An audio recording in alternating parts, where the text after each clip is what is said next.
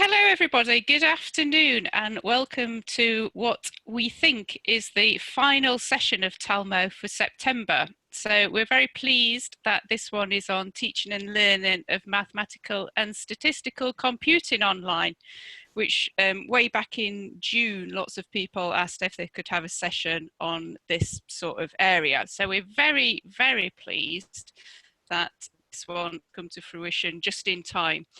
So equally, I'd like to say a huge thank you to both of these sections of the RSS for putting this together. So the RSS Teaching Special Interest Group, that's a special interest group in teaching statistics in higher education.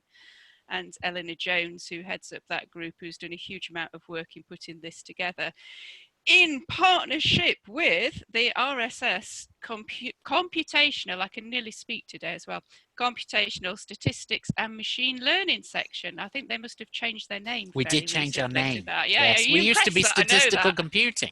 Yeah.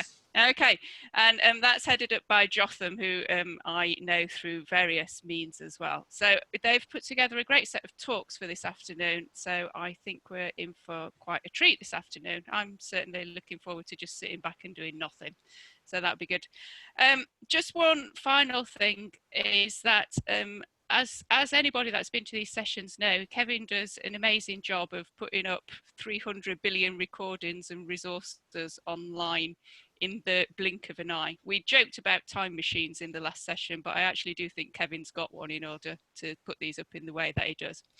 So we've got a huge amount of resources up there now, recordings of all the past events and lots of videos and little crib sheets and all sorts of things. Given that this is the last event of September, if anybody's got anything that they really do think is important and that we're missing on this, if you drop one of the three of us or even all three of us an email, then we can get that in there, because I think at the moment everyone's feeling a bit kind of overwhelmed with the start of term. So I think the more help we can get out there, the better.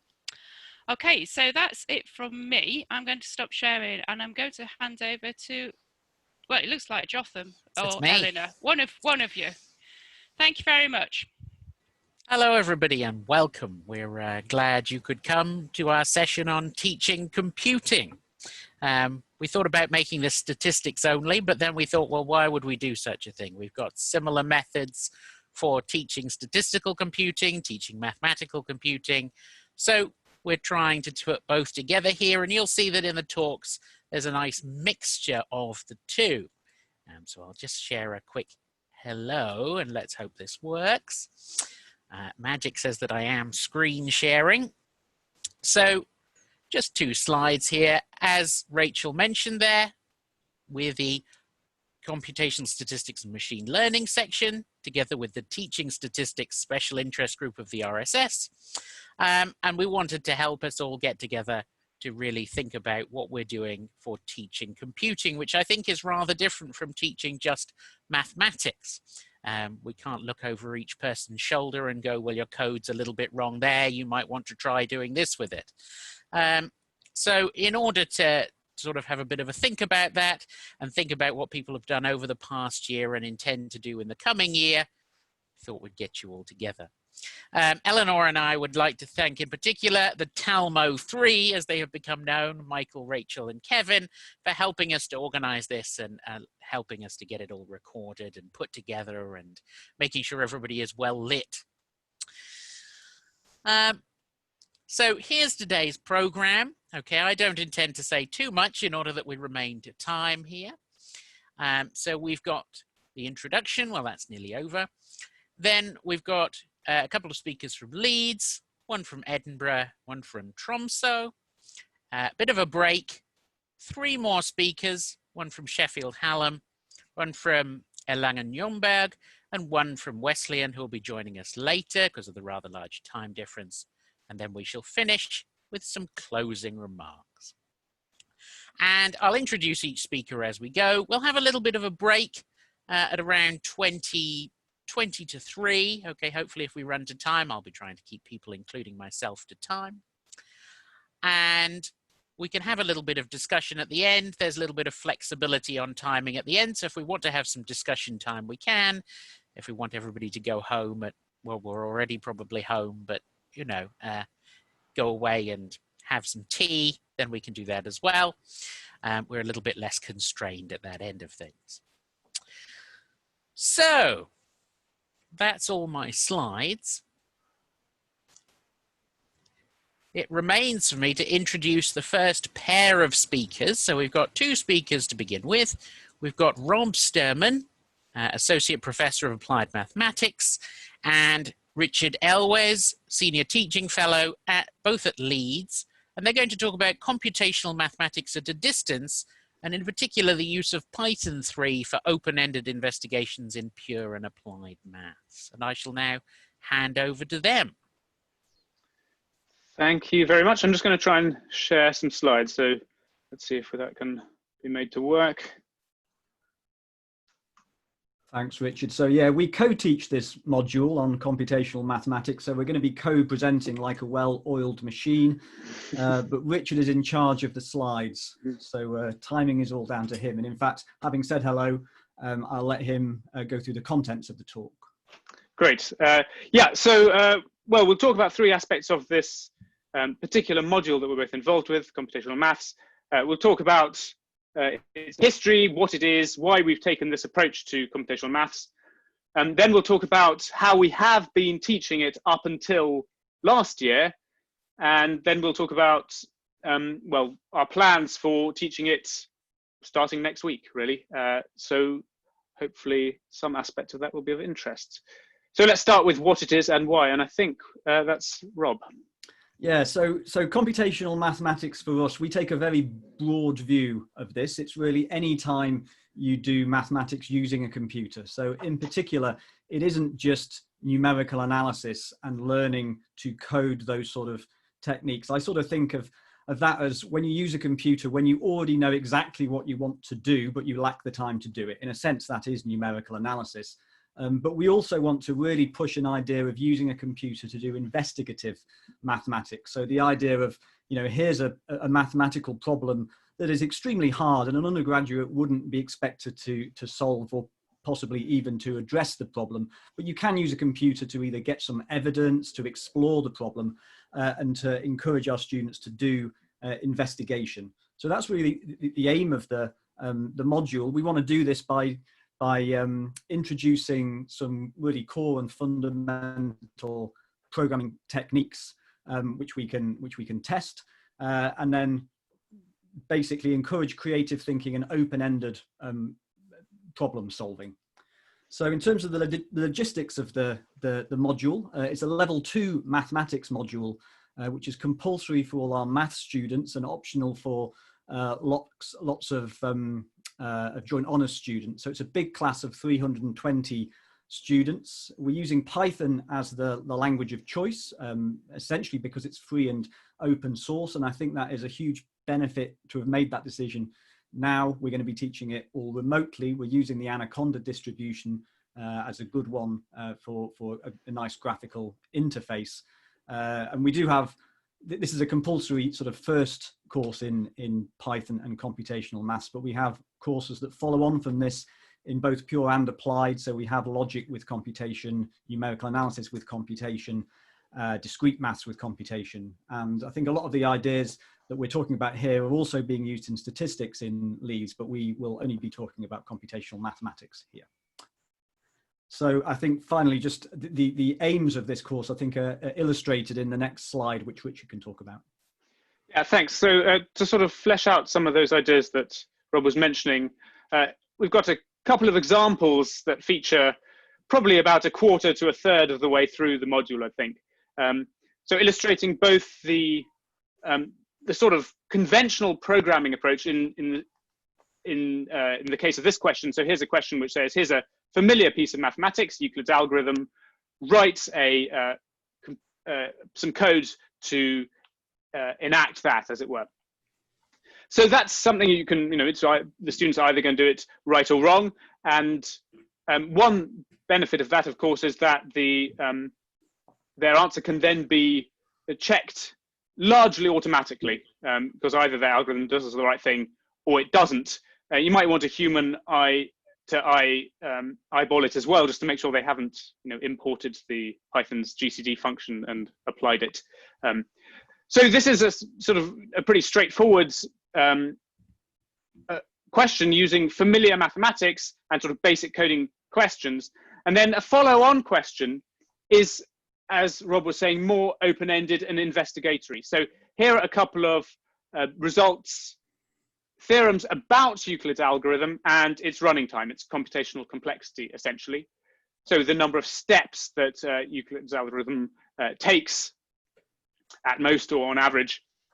And I think it's very unlikely that students would be able to prove these results. And certainly that the intention is not that they should try, but rather they can usefully investigate these following their own nose. So there are various things they could do, there are different approaches they could take, and there isn't so clearly a right or wrong answer, but there are definitely better or worse answers.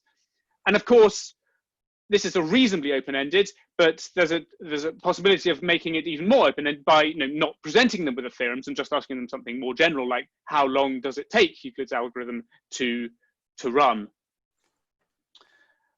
So that example there is about Euclid's algorithm, and we found sort of similar little seams of material across pure and applied mathematics where it's possible to ask questions in both of these two ways. So quite specific questions, but then also broader investigatory questions. I think it's fair to say that elementary number theory is a particularly rich seam, but as I say, there are plenty of other areas that we investigate and ask the students to do as well. Okay, I think the next slide is about how we've been teaching it, and that's for Rob. Yeah, that's right. So I'll just talk about how this module usually runs, and then I guess flag up the sort of things that we're going to want to try to keep or change in our plans for this year, and hopefully then Richard can give us some practical advice on how we plan to do this. So in normal times, this lecture runs by having one lecture a week, and we stand in front of the class of 320 students, and roughly half the time we deliver some mathematical content, tell them the mathematical background or the mathematical foundations to what we're trying to do, and then we show them the coding, and we do live coding in front of them as they watch us do this. And clearly, this won't be possible this time, or it won't be desirable to run these lectures in exactly the same way. The students do their own coding in workshops. So after the lecture, they'll go to one of a set of workshops that run in a cluster room in groups of around 50, staffed by demonstrators who are there to help. And I guess there are really three things that we want students to be able to do in these workshops. And one is simply sit and work on their own if they want to on the problems that we set them, work their way through example sheets.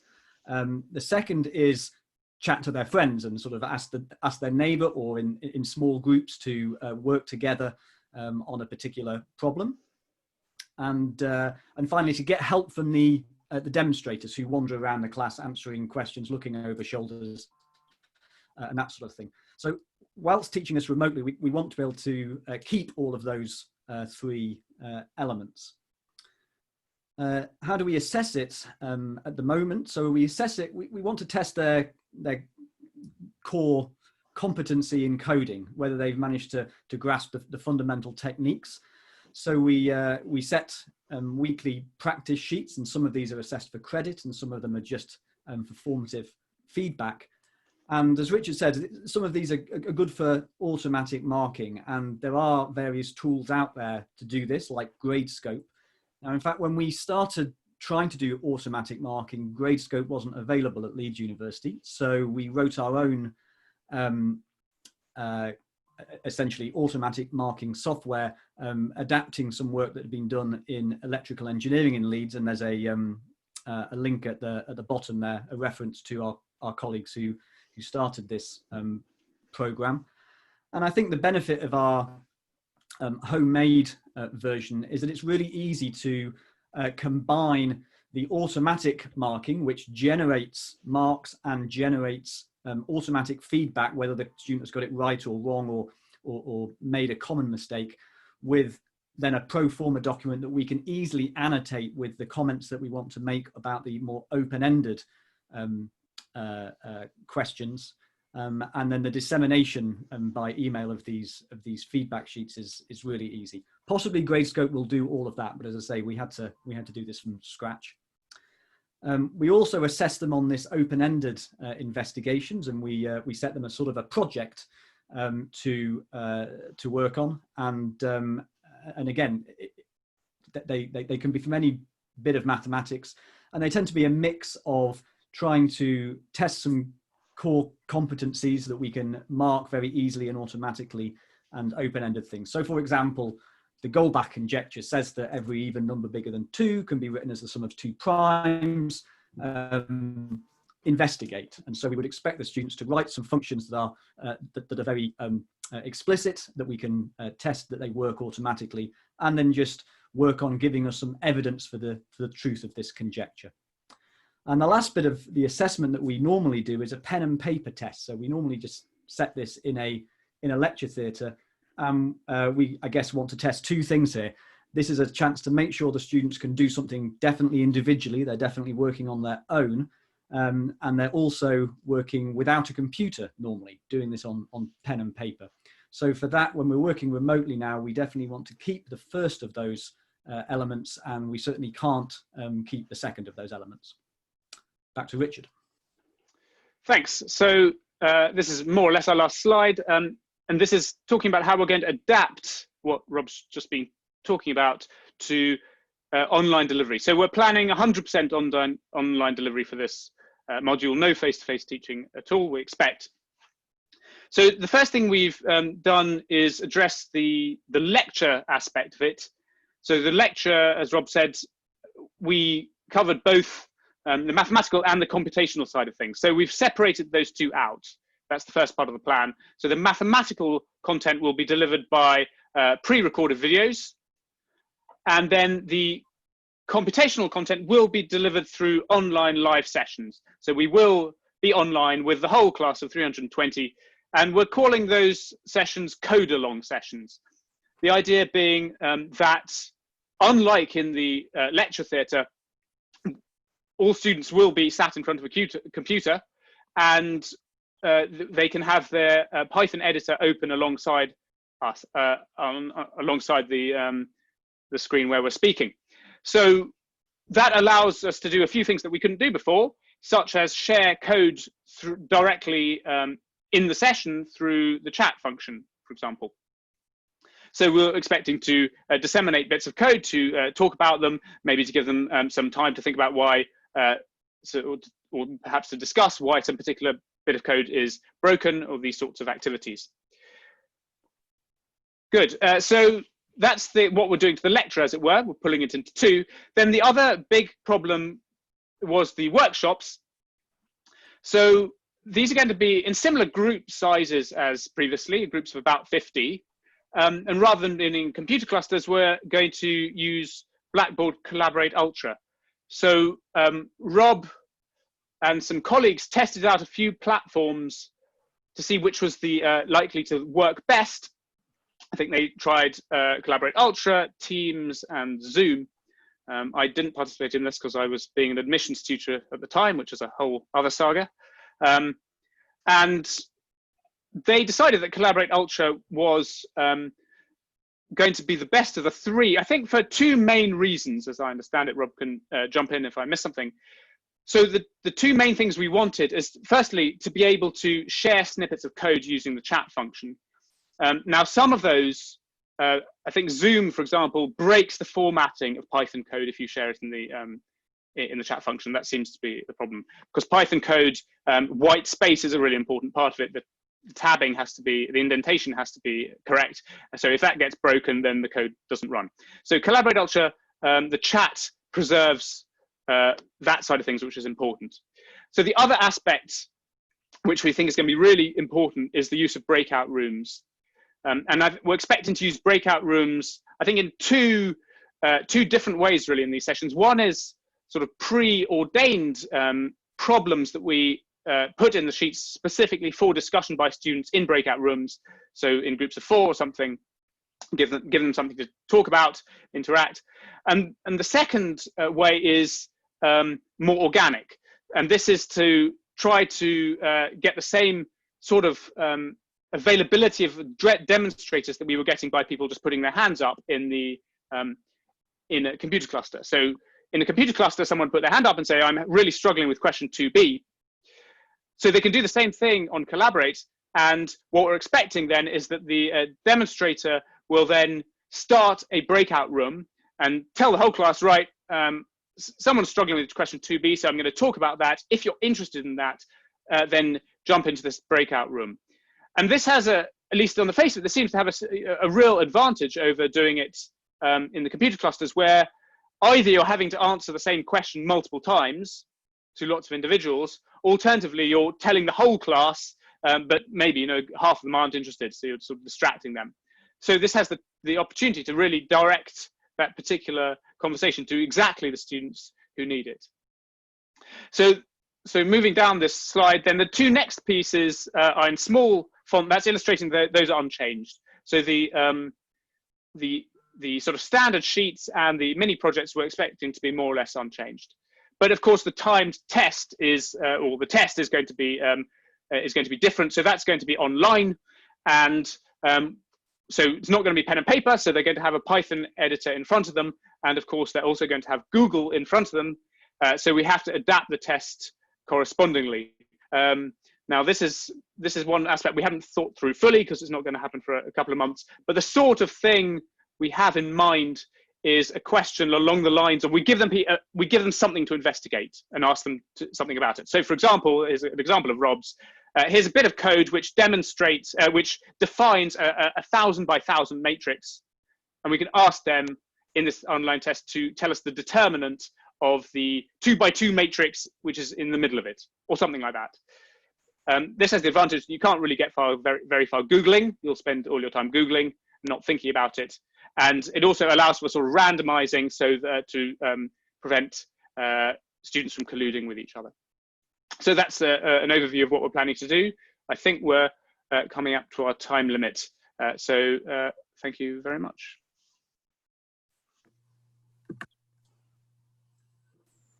So thank you very much to Rob and Richard for that really quite helpful and interesting talk. So I'm Eleanor Jones. I chair the RSS Special Interest Group in Teaching Statistics. So I'm going to be looking at the Q&A today and posing your questions to the speakers. So please, if you do have any questions, please pop them in the Q&A. So we've got a couple of questions for you already. So a really interesting question, first of all, from Simon Harden. How do students feel about automated rather than human feedback? So is that something that you've thought about at all? Do you want to take that, Rob? Sure. Well, I'll start. I think okay. So with our system, I mean, the bits that are automated, what we do is write our own human sentences in it to start with. Okay, so if the students have been asked to write a particular function and they've got it right, then we can write whatever we like in our automatically generated thing. Well done, that works well. Or if they've got it wrong, we've pre-populated our automatic software to say not just incorrect, but this seems to be wrong for this reason. Have you tried doing the other? And then after, as we said, after we've generated all of the automatic bits that we can, we then go through and just annotate with extra comments where we would if we were doing normal, I guess, pen and paper sort of responses. So I think we never just leave it as purely automated. It sounds like it's coming from the computer sort of responses. Okay, thank you very much for that. So we've got some more questions coming in now. So about collusion, so you were talking about how you were trying to get around or sort of prevent students from colluding. So one question here is, students produce code so they can collude by sharing code rather than numerical answers. Is randomization still going to be effective against such collusion? That's an interesting question. It is an interesting question, and I think it's fair to say that the fight against collusion is ongoing. We don't claim to have completely solved all the problems. So I think that question is particularly directed towards the test, by the sound of it. I think the test is where we're going to use randomization. And I think we haven't completely thought through exactly what's going to go in the tests. And we're certainly conscious that of this sort of issue. I mean, if students write a program which produces that determinant, regardless of the starting matrix, then there's no protection against collusion. That's clear. So we're aware of that problem. There's some randomization in which questions arise. That's a possibility. I think in the coursework side of things, the open-ended aspect of it really is some protection against collusion, because it's not easy to tell whether two people have colluded to produce a particular function to do this. But once you've said, investigate this more general problem, much easier to spot where things look suspiciously similar, I would say. Okay, thank you very much. I think we're out of time for questions.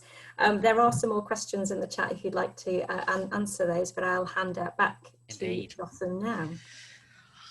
Well, thank you ever so much, both of you, for that very interesting talk. I think that gave us all something to think about. Code-along sessions like that sounds like that could be quite good. I hadn't thought about that myself. Okay, so speaker number 2, we've got Colin Rundell from Edinburgh, a lecturer in statistics there, who's going to talk to us about teaching computing using Git and GitHub and how these can be integrated into statistics and data science courses in particular. I will hand over to you. Great, thank you very much, and thank you all for attending today.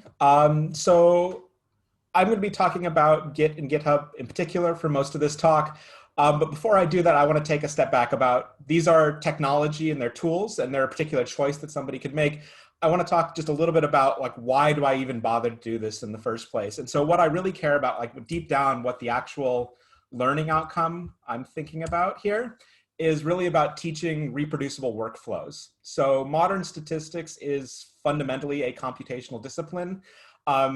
You'd be pretty unique as a statistician if you never touched a computer for your daily work. And so in thinking about that, we need to think about when we're producing sort of computational artifacts, code, analysis, and that kind of thing, how do we ensure that those things are reproducible? And then how do we train our students that when they do their work, that their work is also reproducible? And in talking about all of this, it's also really easy to get confused about what do I mean by reproducible versus replicable, all these kinds of things. And so I very often like to refer to this paper by a group out of Johns Hopkins where they put together this really nice sort of cartoon explanation of what does the scientific process look like. You have a population and a hypothesis or a question, you go through these kinds of things. And each of these little icons sort of represents a different step in the scientific method. And when I'm talking about reproducible, we're talking about the barest minimum possible thing in terms of sort of verifying the scientific method. So in this thing, on the left-hand side, we have sort of one approach, one analysis, one experiment.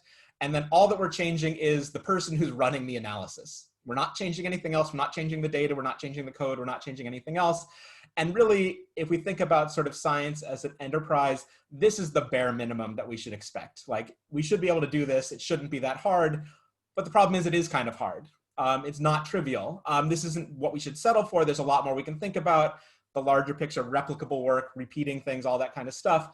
But what we want to do is at least not sort of hamstring ourselves before we even start on this endeavor. So this is the kind of thing that I want to think about in my teaching when I'm training new statisticians about, okay, what are the tools that we can give them that enable them to make their work as reproducible as possible, given sort of the constraints that we have. And this ecosystem is evolving and it's much better than it used to be, but a lot of these ideas are not new. We're just trying to take up what's best out there and run with it as much as possible. So reproducibility in practice, I show this to my students in terms of what we do. And again, part of this is getting them to buy in. Why is this important? What happens if your collaborator sends you an updated data file? Can you just rerun the document and get the new results? Or do you have to rerun everything and recreate all your figures and do all of that kind of stuff? So again, not all of these correspond exactly to the figure I had before, but these are sort of reproducibility in the real world. What are the kinds of concerns that you should have and you should be thinking about as you're working through something? So for my purposes, I think there's sort of three key pieces in the education and the tooling that I use. And you can swap out a lot of these tools to something else, but there's sort of the three key parts.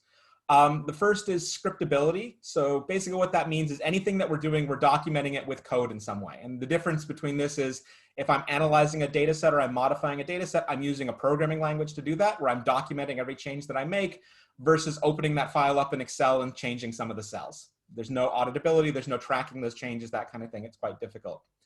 The next little bit is literate programming. So we do analyses, we write up sort of complicated open-ended type things. And really it's kind of important to couple the code and the output with the narrative. We want all of that together. It's easier to maintain if they're all in the same place. And if you have one document that has the figures and the code and everything else as we go. So in particular in our course, we use R Markdown for that because it's fairly lightweight and it's quick to get the students up and running with it. And then the final piece of the puzzle for me is version control. So just being able to track changes over time. Everything we're working with are just text documents, so they're very natural to work with sort of traditional version control systems. But again, you could swap R for Python here, Jupyter Notebooks for R Markdown, and Subversion or Mercurial for Git and GitHub, and you'd still get most of the benefit. All of these things are sort of foundational to this whole idea of reproducible research, and hopefully it's not too controversial sort of a position to stake out in all of this. So what I want to talk about then is the particular ecosystem I'm using and what are the advantages and disadvantages we have there. So for context, I'm the course organizer for a large course on statistical programming. This is a required MSc course for all of our statistics MSc students, and we also get a fair number of applied math students and operations research students as well. And it's roughly about 200 students each year. So just shy of 200 last year and just shy of 200 this year. It's 100% coursework. We have multiple marked assignments, and we do a sort of a combination of individual assessments and team-based assessments throughout the semester. In terms of using the tools that I just talked about, whenever we give assignments out, it's not just sort of sending out a PDF and saying, do something, and we'll hope for the best. We do it in a very sort of purposeful and structured way. So we give them an instruction document. We give them a templated RMD document, so an R Markdown document that says, for exercise 1, put your answer here, put your code in this particular code chunk, do that kind of thing. And very often we're distributing them the data set or some support functions or other script files and that kind of things. And all of these things need to go out. Trying to do this in an ad hoc fashion, sending the students a zip file works. You can get it to go, but it often fails in spectacular ways, particularly in a larger course. That tail is really long. Somebody will find a way to mangle something in a way you didn't expect. We also then need to collect all of this work at the end. So I don't really care about the instructions or the templates, or sorry, the data files anymore, but I do need to collect the templated RMD file. So very often I want to ensure reproducibility is something that we're assessing on the assignment. So I want the raw file that I can then run myself to make sure that I get the same output. Or in some cases, just to make my life easier, I want the rendered output, an HTML or a PDF file or something else like that. I'm sure people have done things like this in their courses. It's very common. You send a file out with a particular file name and a particular structure, and you get back 18 different versions of the naming thing. Students add their name to it, or they do something else. They mangle the file structure in some way. So that's also not trivial to do. And so what I want to talk a little bit about this particular ecosystem with Git and GitHub as a way of making that whole process much smoother, much more sort of efficient to do this kind of thing at scale in a large programming focused course. So we use GitHub. They have excellent sort of educational benefits and support. The way that we organize this is using something called the GitHub Organization. So this is something that you can create for free on GitHub, and organizations then have members, and those organizations also own repositories, which is where the students' code goes. We add all of our students in the course to the organization, and GitHub supports doing that anonymously. So their membership in that organization is not disclosed. So they have a very sort of privacy first policy and approach. For any given assignment, we're then able to set up sort of a template repo. So all of those files I just described before, we put those in. We use a normal sort of Git workflow to put those together. I can share them with my tutors to look over and get feedback ahead of time. We can make changes. And then when it's ready to give out to the students, we take those and we copy them over so that every student gets their own private repository for that assignment in the case of an individual assignment, or we give one repository per team. And so GitHub also has good support for permissions and teams within all of this so that you give access to only one group of people for a particular thing, that kind of stuff. All of this is very automatable. GitHub has a fantastic API that you can do it all on the website by clicking a bunch of buttons, but that gets old really quickly. And so you can interact with it programmatically. And so one of the things I've spent a lot of time over the last couple of years is writing a package in R called GH-class that automates a bunch of these actions. And I'll talk about what that looks like in a little bit.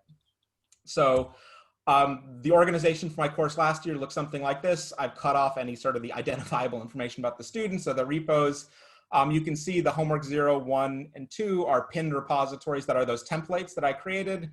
We also do exercises in class. I can write the code up and then I can post it there for them to look at and work with later on. The other thing to note here is that over the course of a 10-week semester or 11-week semester, we ended up with almost 800 repositories created, 190 teams, 194 people in it. All of this is great, it's really powerful, but doing all of that by hand is not viable for something at this scale. It's just too much time to do. So this is where the automation type stuff becomes very useful, very important. And if you haven't seen what a GitHub repository looks like, this is just sort of the contents of it. So that README is the instruction file I mentioned. It tells them what they're going to need to do for that assignment. I can include images or pictures, that kind of thing. The RMD is just the template that I want them to enter in things. And then I'll talk a little bit later about what those workflow files are at the top and what those let us do. But the point is, I can go in, I can edit this stuff, and then it becomes very easy to distribute to a large number of students fairly quickly. So this package I mentioned briefly, it's just designed to interface with the GitHub API and basically just to do these repeated tasks over and over again as efficiently as possible. So that's things like repository creation, repository mirroring, updating things, collecting the assignments at the end, dealing with your organization, so inviting students, removing students, inviting them to teams, all of that kind of stuff. Also, since we're using Git, one of the nice things is we can keep track of who made what change when. So that's very useful for accountability of, okay, here's a team of 4 people, who made how many commits? That's not super strong information, but it is very useful to know something about team dynamics and combine with sort of other feedback that you might get. There's a website, you can take a look at this. I'll also point you later on to a workshop myself and my wife ran earlier this summer that goes into this in a lot more detail. But the point is, it's trying to automate as many of these sort of common tasks as possible to make it interact with GitHub doable as sort of a classroom management system. So just very briefly, I'm not going to get into the details here, but okay, if I wanted to create a team assignment, here's a function call. I'm doing it in a particular organization called GH-class-demo. I'm creating 2 different repositories with 4 different users in 2 different teams. And then I'm providing a template where all that information is getting pulled in from. So all of those files that I had in that template get populated into the students' repository. And you can see in the results down below that there's a variety of steps that are involved in this. So if you're trying to do it by hand, it would be going through 2 or 3 or 4 steps per repository to get any of this done.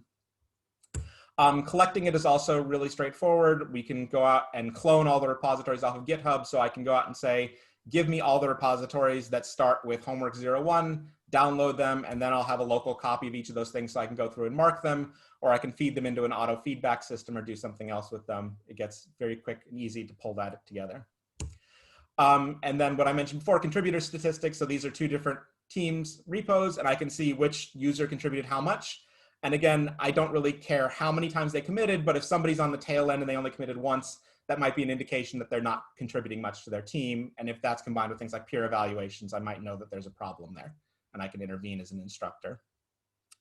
So this is sort of run-of-the-mill stuff. One of the other things that I'm really excited about and interested in is what else we can do with this larger ecosystem. So GitHub recently announced this tool called GitHub Actions, which allows you to automate actions and tasks whenever the student does something with a repository. So most often what this means is when students send their code back to GitHub, they push in the Git vernacular, you can then trigger something to run. And so for me, I'm very interested in not necessarily providing automatic feedback about sort of whether they're right or wrong about an answer, but more about process. So can I check whether the code they submitted is reproducible? Does it run?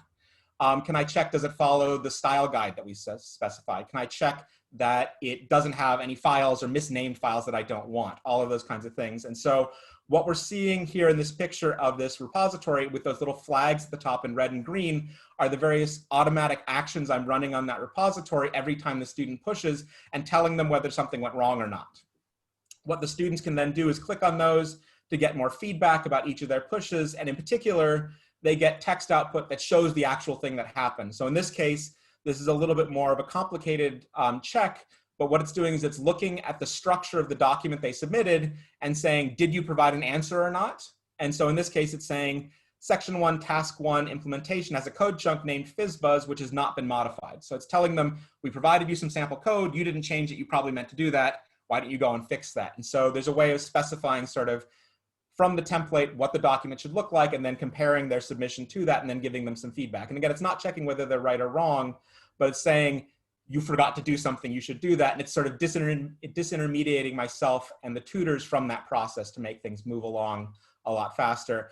And as I said, there's a variety of other kinds of automated tasks you can do here. Anything that you can sort of script in R or Shell or any programming language you want, you can do, and you can provide feedback to the students on their repositories, either on a schedule or whenever they do a particular action or that kind of thing. And it's an incredibly powerful tool to play around with that you get sort of for free by buying into this ecosystem.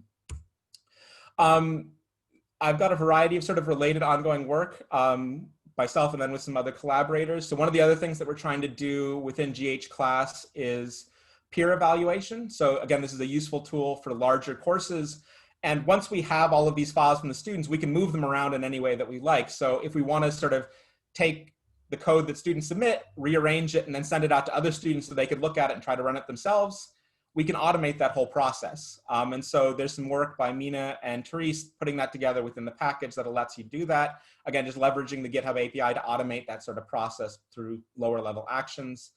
And then I've also been spending a lot of time this summer in anticipation of this online semester providing, building tools around this automatic feedback process using GitHub Actions and other things. So a couple other R packages that do this. So Checklist is about sort of simple ways of writing checks for student submitted work. So checking allowed files, checking packages they use, libraries they use, that kind of thing, checking for structure.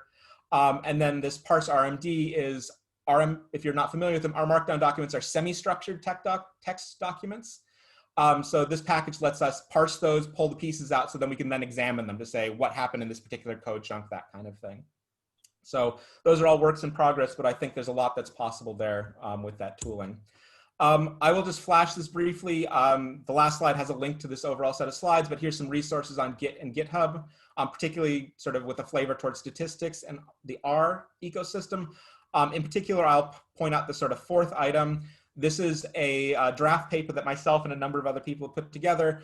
But what it includes is sort of 4 different narratives of people who've included Git and GitHub in their statistics courses and how they've gone about doing that. And that's everything from sort of introductory statistics courses all the way through master's level courses. Talking about sort of what's commonly done, what's not. But I think that's a very useful thing. And so that article is linked on arXiv right now to take a look at if you're interested. So I will leave it there and take some questions. Thank you. So the bit.ly link here is, if you're interested in the slides, they're all there and you can follow the links. Thank you very much, Colin. That was a fantastic talk. And I think one of the comments in the chat actually says it all. This looks awesome, and it really, really does. So we've got a couple of questions here for you. So the first one up, what's your fallback when GitHub falls over or revokes educational accounts at short notice? Have you thought about that? Is that likely to happen? So I don't think it's that likely to happen. So if you're not aware, GitHub was purchased by Microsoft in the last couple of years. And it sort of seems like kind of a weird thing. It seems like, at least for the moment, and everything can change, that it's meant to be sort of a way for Microsoft to keep themselves in the minds of developers, and it's sort of run as a community service to developers all over the world. That seems to be a focus for Microsoft lately. So I hope it's not going away. They have a very robust education program. So if you go to education.github.com, there's a bunch of benefits and other things. With that said, anything that's free could be yanked away at any moment. Before GitHub Actions existed, I used to use a service called Worker. They got bought by Oracle and then it died a very slow death. And that wasn't a lot of fun. I think GitHub at the moment is very popular and very successful, and they're owned by a very wealthy company. They're not likely to go away tomorrow. Building something on a startup would be a little bit more fragile and a little bit more nerve-wracking. I think it's reliable, but yeah, don't put all your eggs in one basket, I guess would be my advice. Exactly, and I think that actually answers the second question in there as well. So very quickly, and I'm going to be very selfish here and ask the question I want to ask. How much training do you give students? Because I'm assuming when they come to you, they've never used anything like this. So how much training do you actually give them? And how much time do you spend on sort of teaching them these sorts of skills? So it's surprisingly little. So last year, due to some snafus with organizing and not being able to run our workshops in the first week, we just uploaded a sort of a collection of videos that were less than an hour in length, just sort of demoing the process, and said, this is how you do it, and then said, now you have to do it. We then provided a lot of support during the subsequent tutorials and workshops, and that was helpful. So basically, you can expect more questions early on, and then they sort of taper off throughout the course of the semester. But I find what works really well is if you require students to use this to turn in their work, and they don't have an alternative option, they start to figure it out pretty quickly. I will also say we use RStudio, which has a nice sort of simple graphical user interface for Git, which makes the process a bit easier, so we're not having to teach sort of archaic command line things to the students. In the past, I've tried to teach that. It's been moderately successful, but most students just opt to use the graphical user interface because it's easier. So that's what we opt for now. Great, thank you very much once again. And I think it's now time to hand back to Jotham. Thank you ever so much, Colin. That was very interesting indeed, although I must say I am one for arcane command line interfaces myself. Whenever given the choice, why bother with a graphical user interface? Then you've got to get a mouse and things. You need a keyboard. Good. So our next speaker has a very interesting background at SCHUCHTER, and he's both a lecturer in engineering at the University of Tromsø and also a high school teacher of mathematics and computer science in Austria at the same time. I find this very impressive, I must say. So he's got quite a wide range of different age experience here. But he's going to talk to us about flipped learning, collaborative blended online learning in a flipped classroom environment to teach maths and physics to high school and university students. Thank you, and great pleasure to be here. And actually I'm sitting here right now in the middle of Norway in Austria, and was already teaching a lecture in Norway today. So I have been teaching online for over 4 years now. And why do I do that? Because my situation made me do it. So I really had to adapt to this situation, had to find a way to teach online. So I am not the type to talk about my person so much, but I really have to explain the situation because it can be irritating and it can be quite puzzling in the beginning, and it makes more understanding why this is really useful and why this is so perfect in my situation, because I live a life which is like making the best of both worlds. It's really, my friends always told me I have to decide whether to go to Sweden or Norway, because I was studying there and was studying there as well, and coming back to Austria, or I have to decide whether to be in Austria. So I had to decide, and I wanted to decide, and I took a decision, and my decision was I'm taking both. I want to have both sides. And as we know, we're living in the IT world and we're living in the engineering world, and this makes it possible for us to be such everywhere and be everywhere, and not even for like now when we have this Corona situations, things had been different. Now, no, in my situation, everything was like completely the same before Corona and when Corona started, and now some things have been changed a bit, but actually I'm just improving my online skills as well. So I'm teaching high school, I'm teaching at the high school in Austria. I'm also doing university recruiting because I'm I'm a member of the STEM initiative, which is like science, engineering and math initiative in Austria, which wants to boost everyone in engineering, because we need more people in the IT.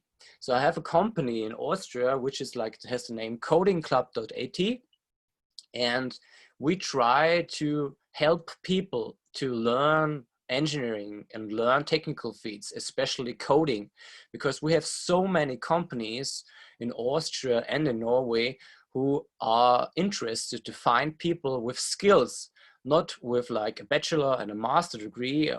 They could really think about people with skills. So I came up with ideas to teach all such courses online as well. And I'm an assistant professor for computer science at the University of Tromsø. I'm working there in research and medical image processing, and nearly all of my students are net students, like online students, for over 4 years now. And it really had to be a very important step to improve the overall online teaching way we do it. Because when we began with online teaching, and when I began with online teaching, I had the same scenario like most of the universities in Norway, because our campuses are really like very far away, like 500 kilometers away. And we had the same scenario. We had like that no one was coming to the campus anymore, because they only were joining the online lectures, and they were just sitting at home, and instead of watching Netflix, they were watching my lectures. And what happened was that the life at the campus, it's just disappeared. And we really wanted to boost the life at the campus again, and try to find ways where we could really improve the interaction with online teaching. So for us, when we were talking about online and talking about online teaching in general, we really believe that the interaction with the students is really important. And that's why I was really glad today that everybody is like with video and you see each other, because interaction is very important.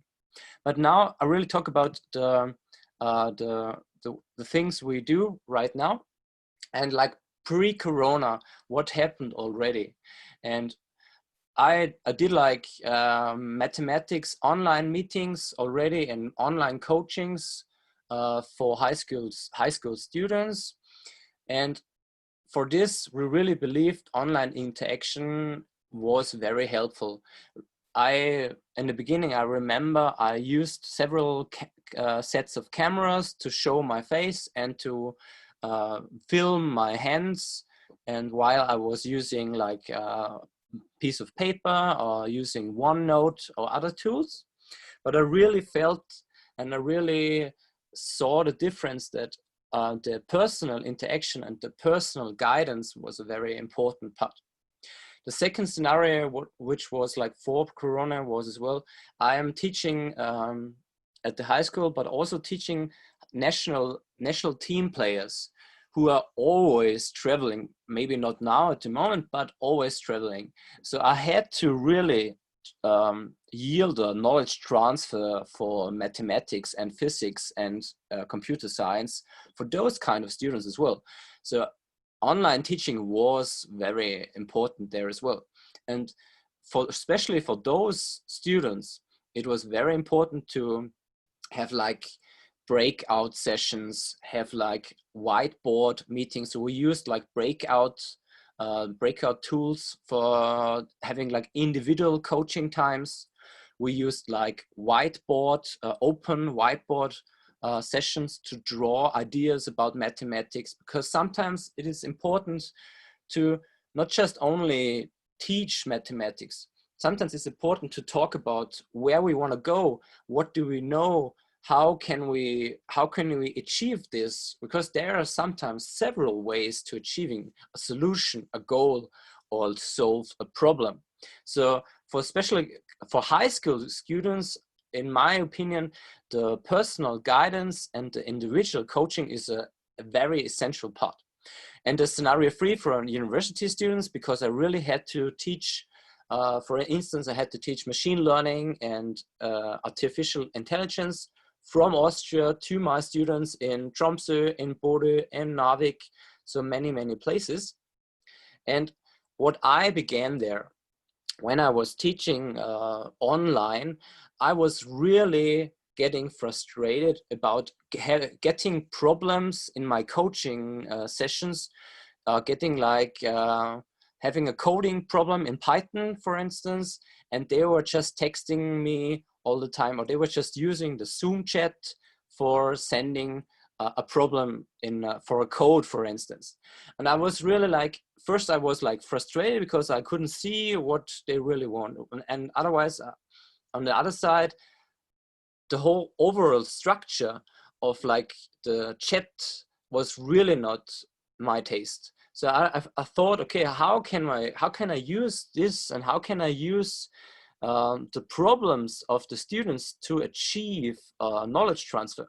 So in my first stages, I began to use a shared document, to use different shared documents that the students have the link and they could write down all their problems. They could write down code problems. And as we know in the IT field, we got a lot of problems. And if we use like a Python special library, then most of the students, they will come up with the same problem.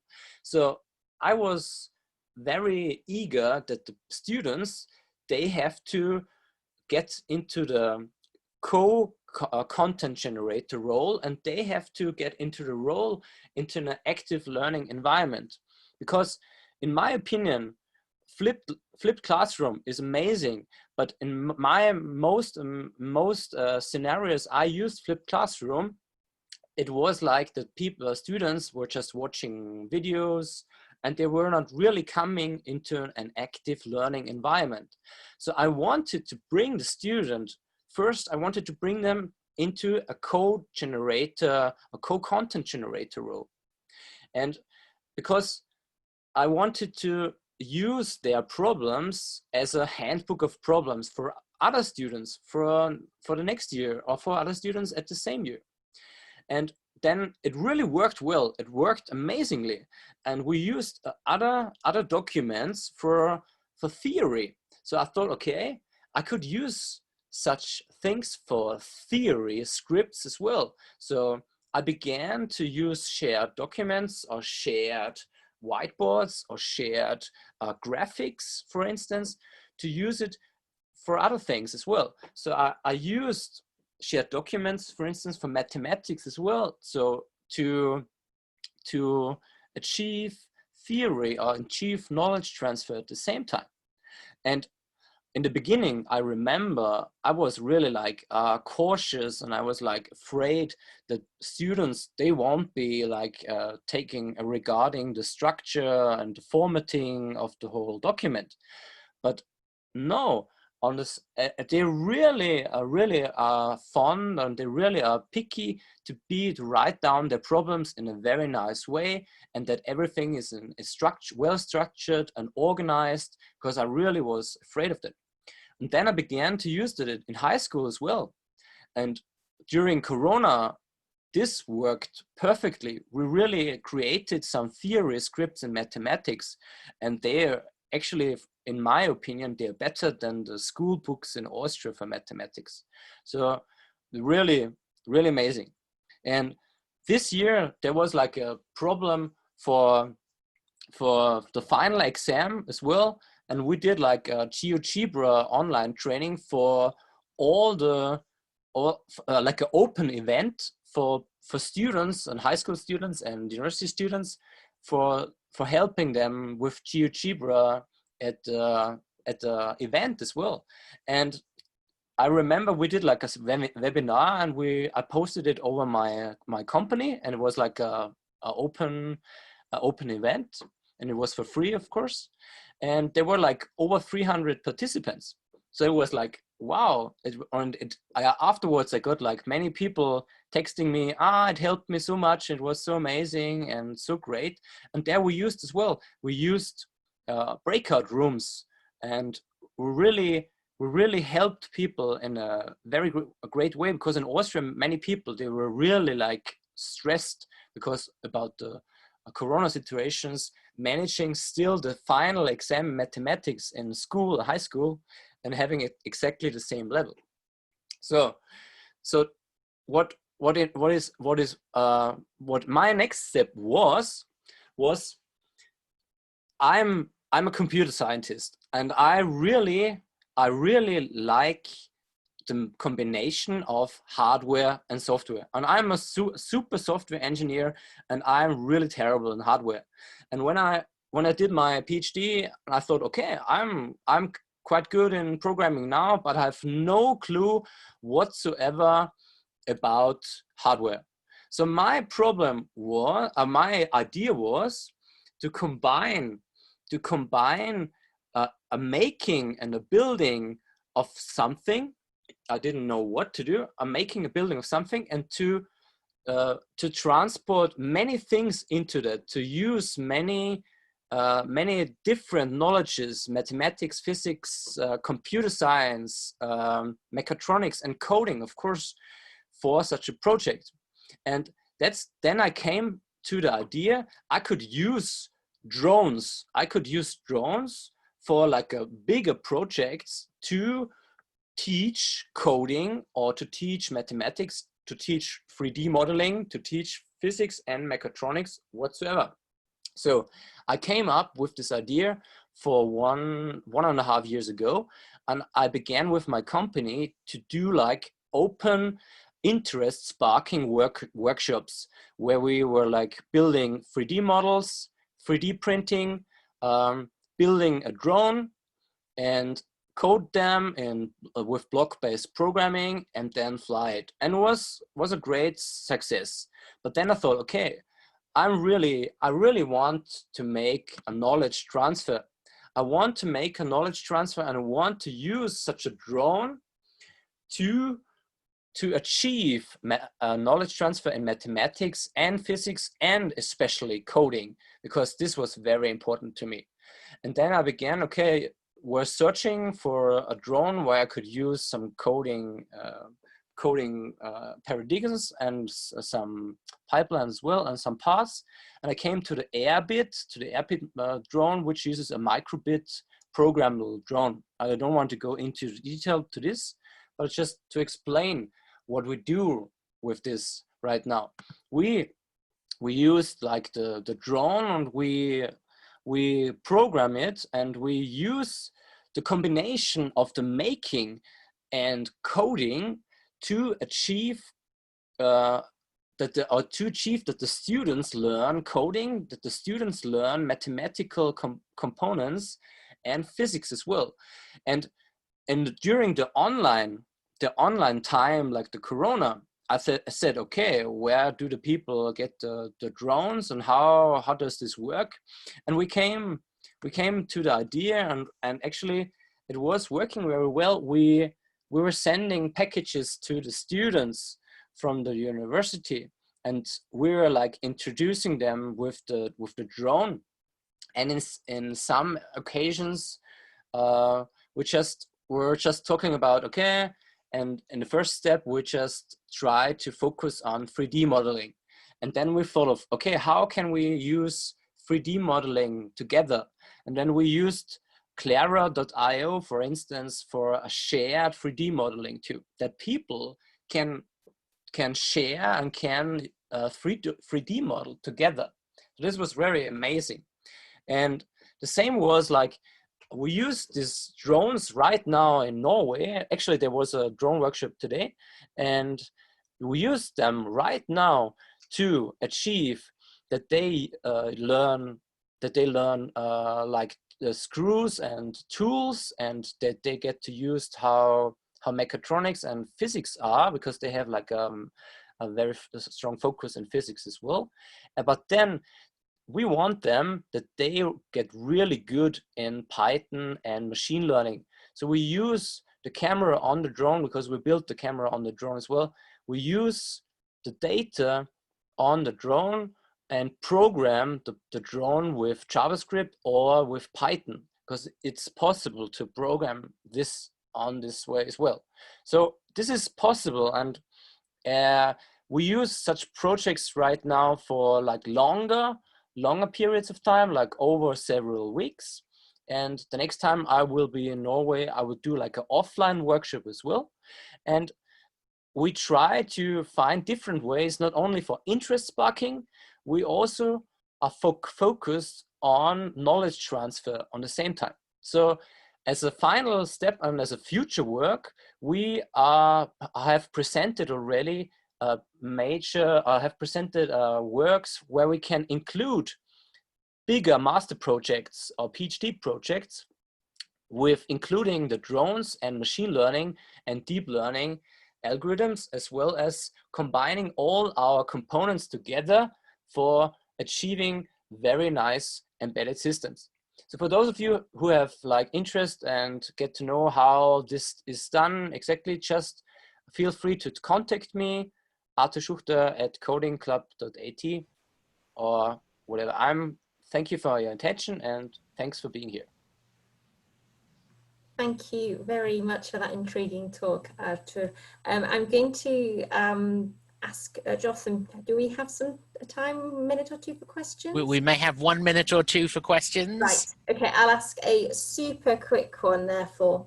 So I'm really intrigued by this idea of motivating students to be co-content generators. I think that's a really lovely idea. So how do you get students to buy into that? And I'm thinking especially of students who might be lacking in confidence, for example. It was the same in the beginning. I really tried to talk to them in breakout sessions and try to find a way that they really get motivation to it. And I believe that the personal contact to the student is a very important part. So especially for students who are like a bit shy, maybe there can be a solution that we create some small projects where they can build where they can co-create content together in like pairs of 2 or pairs of 3, which makes it easier to get into the whole co-content generation pipeline. And in the beginning, it was like, okay, we made pairs of 2 and 3 and people had to get to know each other online. And after a while, then we said, okay, everybody has to be there individually, and it works out perfectly. Okay. Thank you, that's really helpful. You're welcome. Thank you very much. Handing back to Jason in that case. Good. All right. Well, thank you very much, Arthur. That was excellent. And we've now got a short break for approximately 17.5 minutes. We'll resume at 3 o'clock when we'll hear from Peter Rowlett. So if you all want to take a few minutes, I suggest getting up from your computers and things. Best not to remain seated in the same position for hours and hours on end. So I shall be going to refill my water and things. I suggest you all consider doing the same. And we shall, as I say, meet again in just under 18 minutes.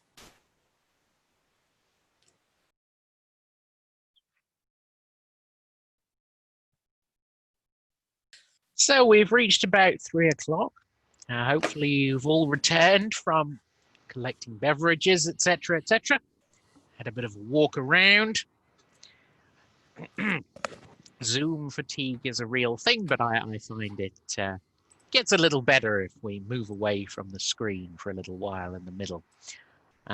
We would like to know after this, after the event, whether you preferred the sort of 2 talks and a break, 2 talks and a break, 2 talks type format, or whether you've preferred this 3 talks and a slightly longer break and then 3 talks. We didn't know which one to go with, so we thought we'd try the one that didn't happen last time. People can compare and contrast. Okay, so on to speaker number 4. Assuming he's here. Peter, are you here? I hope you're here. I am. Excellent. Peter is here. So Peter Rowlett from Sheffield Hallam University. I have the pleasure of working with him. He's a reader in higher education maths, teaching and learning. And he's going to talk to us about teaching an introductory programming module for maths undergraduates online. He's going to focus on a 2nd year elective mathematics module, how it worked last year and how it's going to work in the coming year. So I shall hand over to him. Okay, thank you. Hi. Hopefully you can see that and hear that. Yes, I have a title that says exactly that.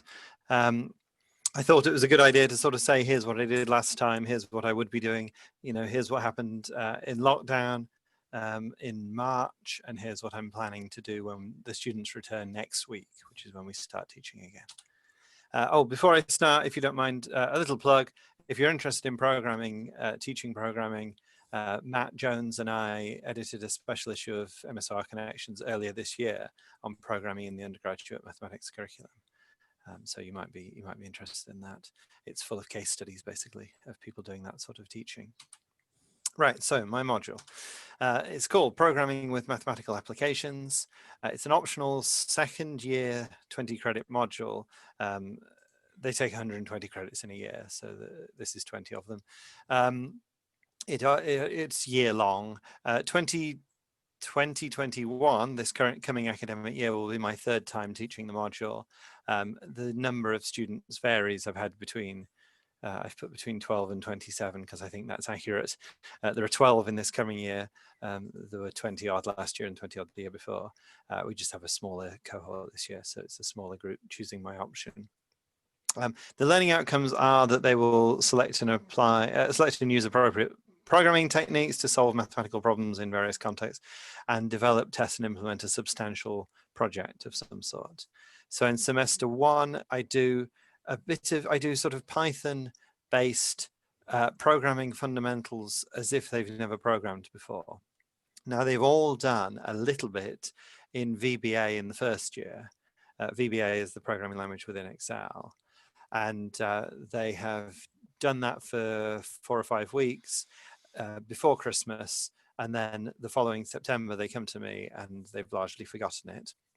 That said, there are a bunch of them who've been programming for a decade and who already know all, you know, you get a whole range, don't you? But the baseline has to be assumed as being they didn't know any programming, they did a little bit in the first year, and they have since more or less forgotten it.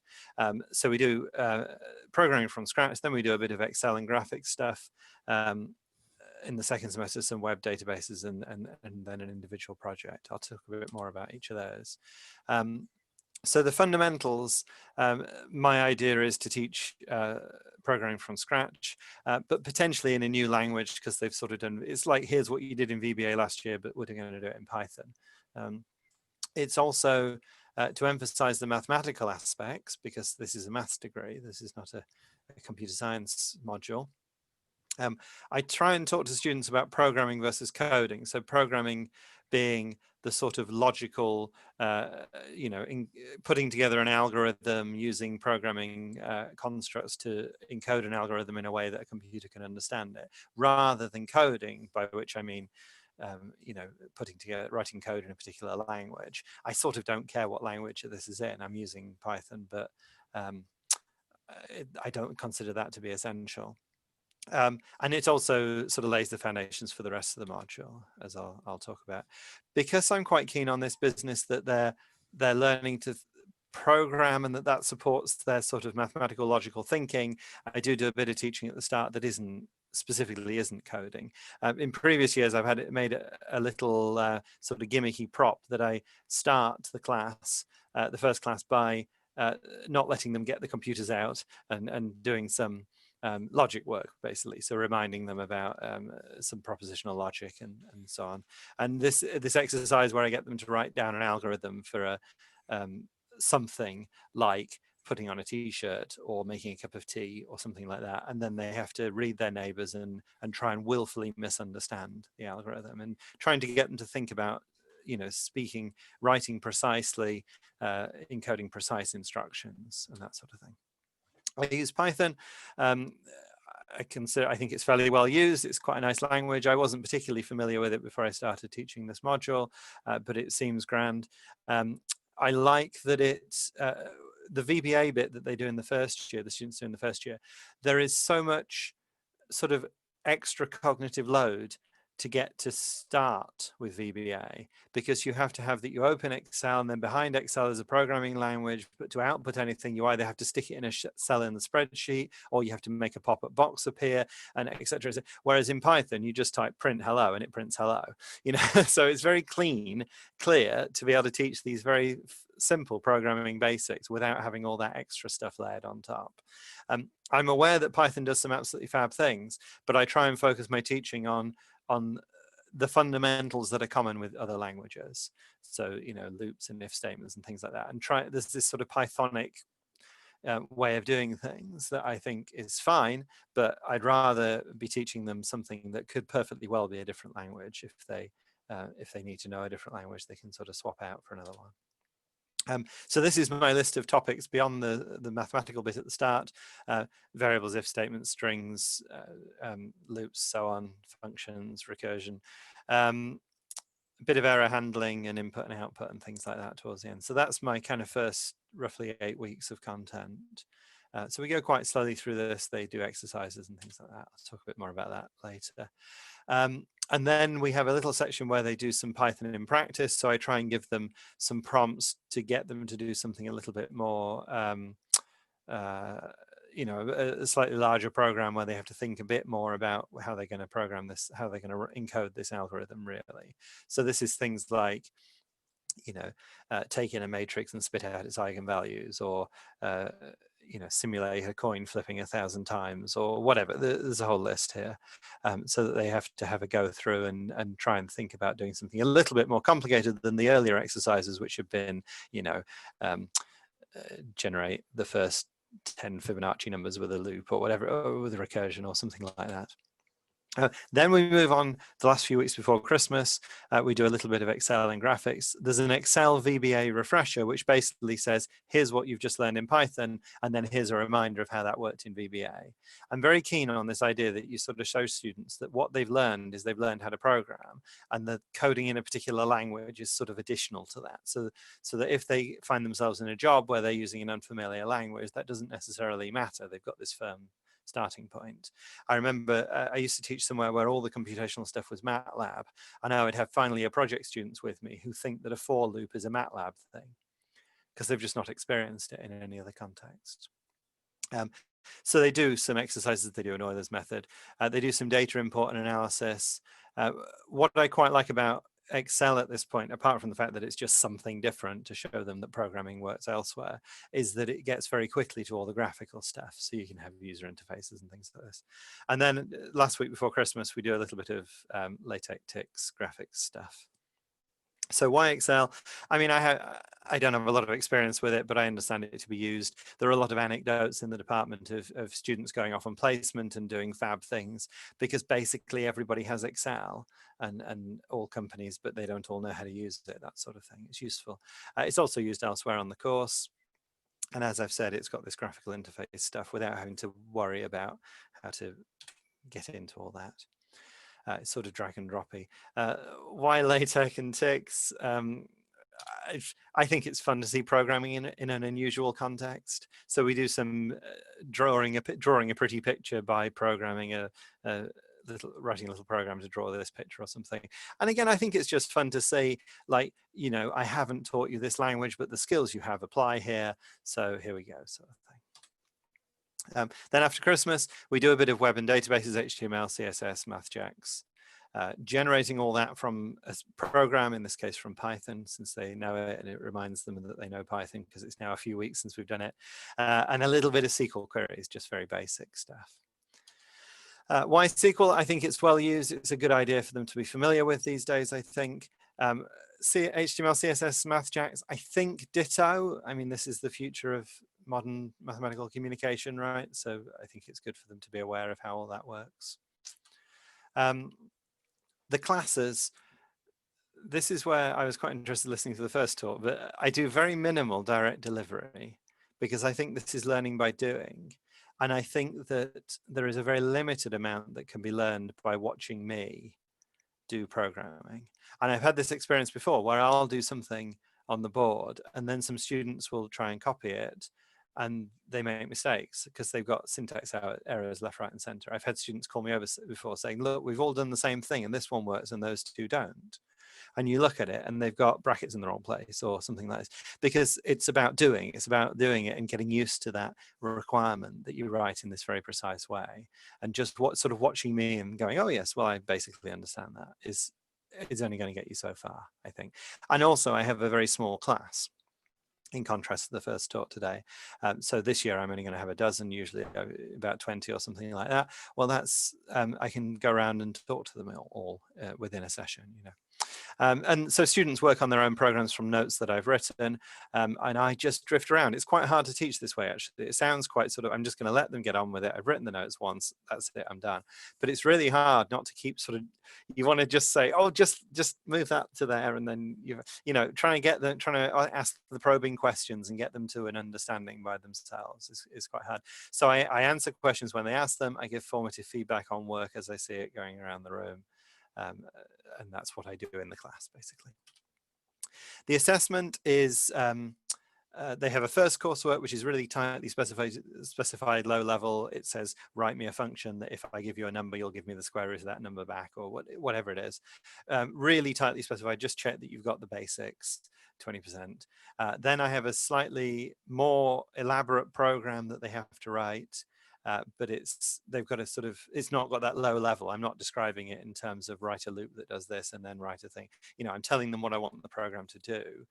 So they've got a bit more flexibility and a bit more higher level skills involved with that one for 30%. And then the second half of the assessment is an individual project. I'm going to talk a little bit more about that just because it comes relevant in a moment. They have 6 weeks at the end of the year with 12 hours of in-class time because we have 2 hours a week. They have a choice of topics from a big long list of topics that I've written, most of which are fairly vague even within themselves. So it'll say, you know, here's what the iterative prisoner's dilemma is, please investigate it, or something like this. And what they're supposed to hand in is a program, and I don't specify a language, and a HTML page which explains, first of all, the technical content in whatever form that is, mathematical, statistical, or computational, whatever, how their program actually works, how it implements the technical thing they're writing about, and a critical review of the work, which is really important, and most of them do it in the 5 minutes before they hand it in because they don't really think about it, and that's the thing that I'm trying to encourage, right? We also, as we go along, have 2 in-class progress meetings, so that they meet with me in the second week, tell me what project they've chosen, we scope it out a little bit, they tell me about their initial plans and so forth, and then in week 5 we have another little chat, how are they getting on, and try and help them to land the plane, because at that point sometimes the topic has completely blown up in their face and they've got a million threads open and they don't know where to go, and trying to get them to something that they could hand in, and also to remind them that they're not just writing a program, because some of them get very into writing a program, but they're also supposed to be making this little report, so remind them that that needs doing. So that seemed to work quite well. Okay, what happened in lockdown? So in March 2020, this country went into lockdown. The university decided all teaching would be online immediately. Also, just before that, in February and March, the UCU union had industrial action with the employers. So we'd actually been on strike. And it was a kind of strike where there had been 4 weeks, and it was kind of 3 days one week, 4 days the next week, 3 days, that sort of thing. So we missed some classes in this period. They handed in the second coursework while this was happening. But the briefing on the individual project did happen. That was one of the days that wasn't a strike day. So then 16th March, teaching went online. And at that point, all the remaining classes were for the students to work on their individual projects and ask questions as they were needed. Okay. So what did I do? I cancelled all the classes because I didn't really see any point in making students do their programming while sat on a Zoom room or something, just so that they might occasionally ask me a question. What I did instead was I said, you know, good luck to you, get on with it. Please try and do the right amount of work each week, but send me questions, email me questions. If you need to talk, we can arrange a little video call. That's absolutely, I didn't really pay attention to when the classes were supposed to be. I just said, let's just arrange something whenever's convenient. So if they needed to talk something through with me, they had that opportunity, but they could also just email, odd questions. The project progress updates, I changed them to be email updates, because meeting all of 20 odd students for 5 minutes each was just going to be a logistical problem. And I thought, well, I just need you to answer these 3 questions by email. That'll be fine. And I also wrote some extra notes specifically, or particularly, I should say, how to install Python at home and the relevant packages that you might need on whichever operating system you're on. Okay. So my experience was I spent a lot of time answering emails. I mean, a lot of time, but you know, I had 2 hours a week of class time that I wasn't delivering. So I didn't mind the fact that I was spending a lot of time answering emails. Only a couple of students asked for video calls. They went fine. I also had a couple of final year project students who were doing quite computational or programming projects. And for all of them, what happened was we had a little call on here or on Google Meet, I think it might have been, and they would share their screen and show me something running and it doesn't run, and I help them tweet, you know, what sort of problem you're having or what have you. And that seemed to work perfectly well. Most email progress reports, I spent a lot of time chasing up the people who didn't, because of course that's a sign that perhaps they've disengaged, perhaps they've gone into a panic mode or whatever. So there was a lot of that. Lots of students got extensions for the coursework, understandably, but broadly everything went well. I think the students did the work well, the module concluded without incident, the marks weren't particularly different to the previous year, etc. So, you know, fine. So then we come to what on earth am I going to do next week? So this is our induction week. My colleagues who are involved with that sort of thing are currently running around in a panic, trying to run lots of different sessions for students who've just arrived. And my busy starts on Monday when we start teaching. Teaching is going to be online. There's a little bit of in-person, but it's not for this module. The problem this time is it's not just like last time. This time it's the taught section too. It's not the individual project where I'm happy to just sort of support them gently as they get on with it, but it's right from the start. The taught period is going to be like this. And this is a problem because you will remember from an earlier slide that I don't do a lot of direct delivery. I let them work on from the notes that I've written, and I drift around nudging and giving help and answering questions where it's needed and things like that. Very hard to replicate that in a online environment. So first of all, notes. Previously, my notes are sort of just pages that I've written. I've started using for lots of different things this system called Course Builder, which some guys at Newcastle have built. This is seems to be a very good system. It eats either LaTeX or Markdown, and it spits out accessible notes, which are HTML with math jacks for the maths, with a PDF version available, but it's the HTML version that's being sold as the sold to the students as the accessible version. And I like this a lot, mostly because I haven't come across much that's very good for turning LaTeX into something accessible. So I'm doing this for various of my modules. And anyway, so this is the sort of thing. This is a Markdown file. The thing on the left is the HTML output. The thing on the right is the PDF output that it produces, which is, it's a perfectly nice little Markdown compiler. And then this is a LaTeX file. So one of my propositional logic reminder sheets, and again, it's HTML on the left, PDF on the right. It seems like a nice system. So I've sort of got the notes, sorted, or I know what I'm doing with them. In terms of the classes, I don't think live online classes are particularly valuable for me for this topic. I've only got a dozen students. I could do live coding and they could watch me. I'm conscious that that was exactly what a previous speaker was going to do. I sort of think they need to be getting on with it. And I have these notes that I've written that are quite sort of in-depth and walk them through what I think they need to know. There are live online classes scheduled. These are on everybody's timetables, 2 hours a week. Thinking about the two aspects of what I do in class, but you're answering questions and giving formative feedback on work. Well, answering questions, I mean, I can take questions by email and video call by request, just like in lockdown. That was my conclusion. Earlier today, I've just realized I tweet these notes, but I didn't rerun the PDF. But anyway, somebody said earlier in the chat about GitHub GIS. Right, Jenna Shipton said this, and I'm thinking, there it is, it's finally appeared.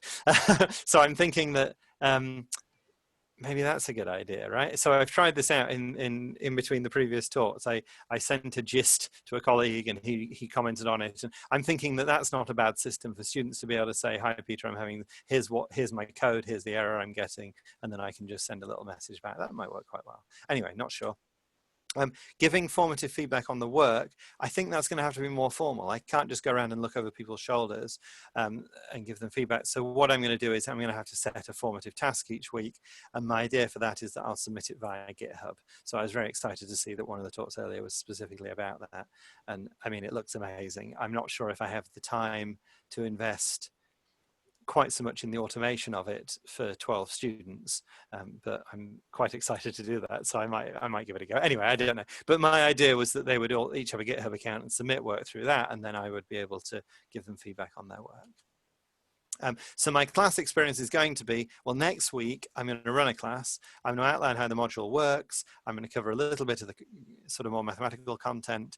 And I think I'm going to meet with each student individually, because there are only 12 of them, to check they have Python in school, check they can work with GitHub. And after that, my teaching time is going to be answering questions and giving formative feedback, just like it would be in an in-person class, but done asynchronously. And I think that's useful. I think it's also useful in lots of different ways, because I remember in the lockdown the first time, I was very keen that, you know, students might not be available at the time, although they're locked down at home.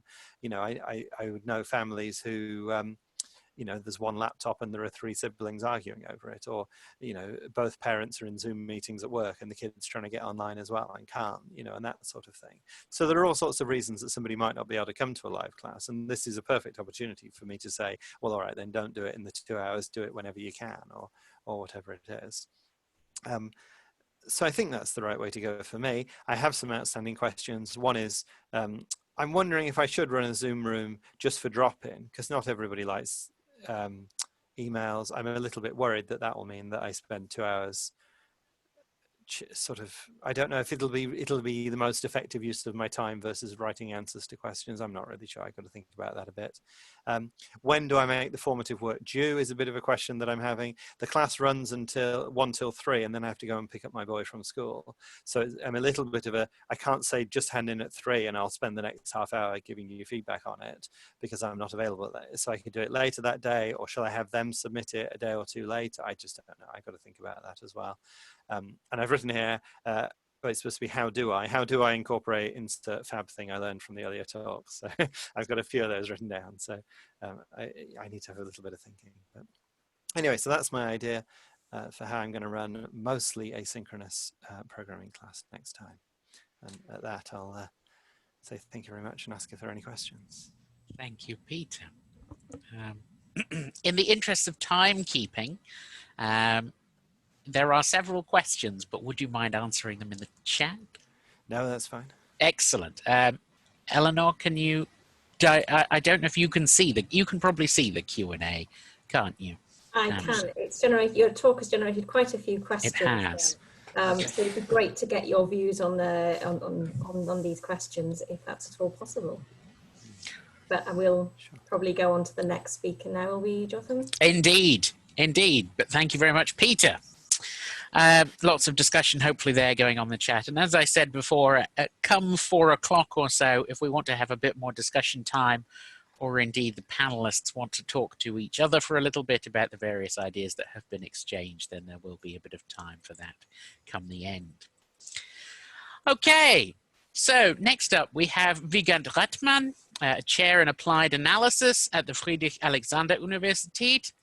And he's going to talk about guiding students online in learning to code. And in particular, this is an introduction to MATLAB and Octave for master's level process and power engineers. Over to you. Thanks and welcome. And it's a pleasure to me to give a report on my lecture from last summer term.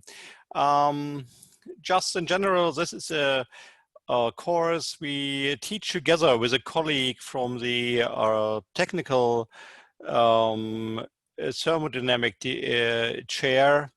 and we will give it over several years as a combination of an engineer and a mathematician. And at first, I will shortly give you an impression what we do inside that lectures. And as already said, we have students of different engineering courses, and what we do is that we will show them how they can produce their own code with MATLAB, and even they have already heard a course in the first semesters in the bachelor studies, they are usually quite far away from programming at all.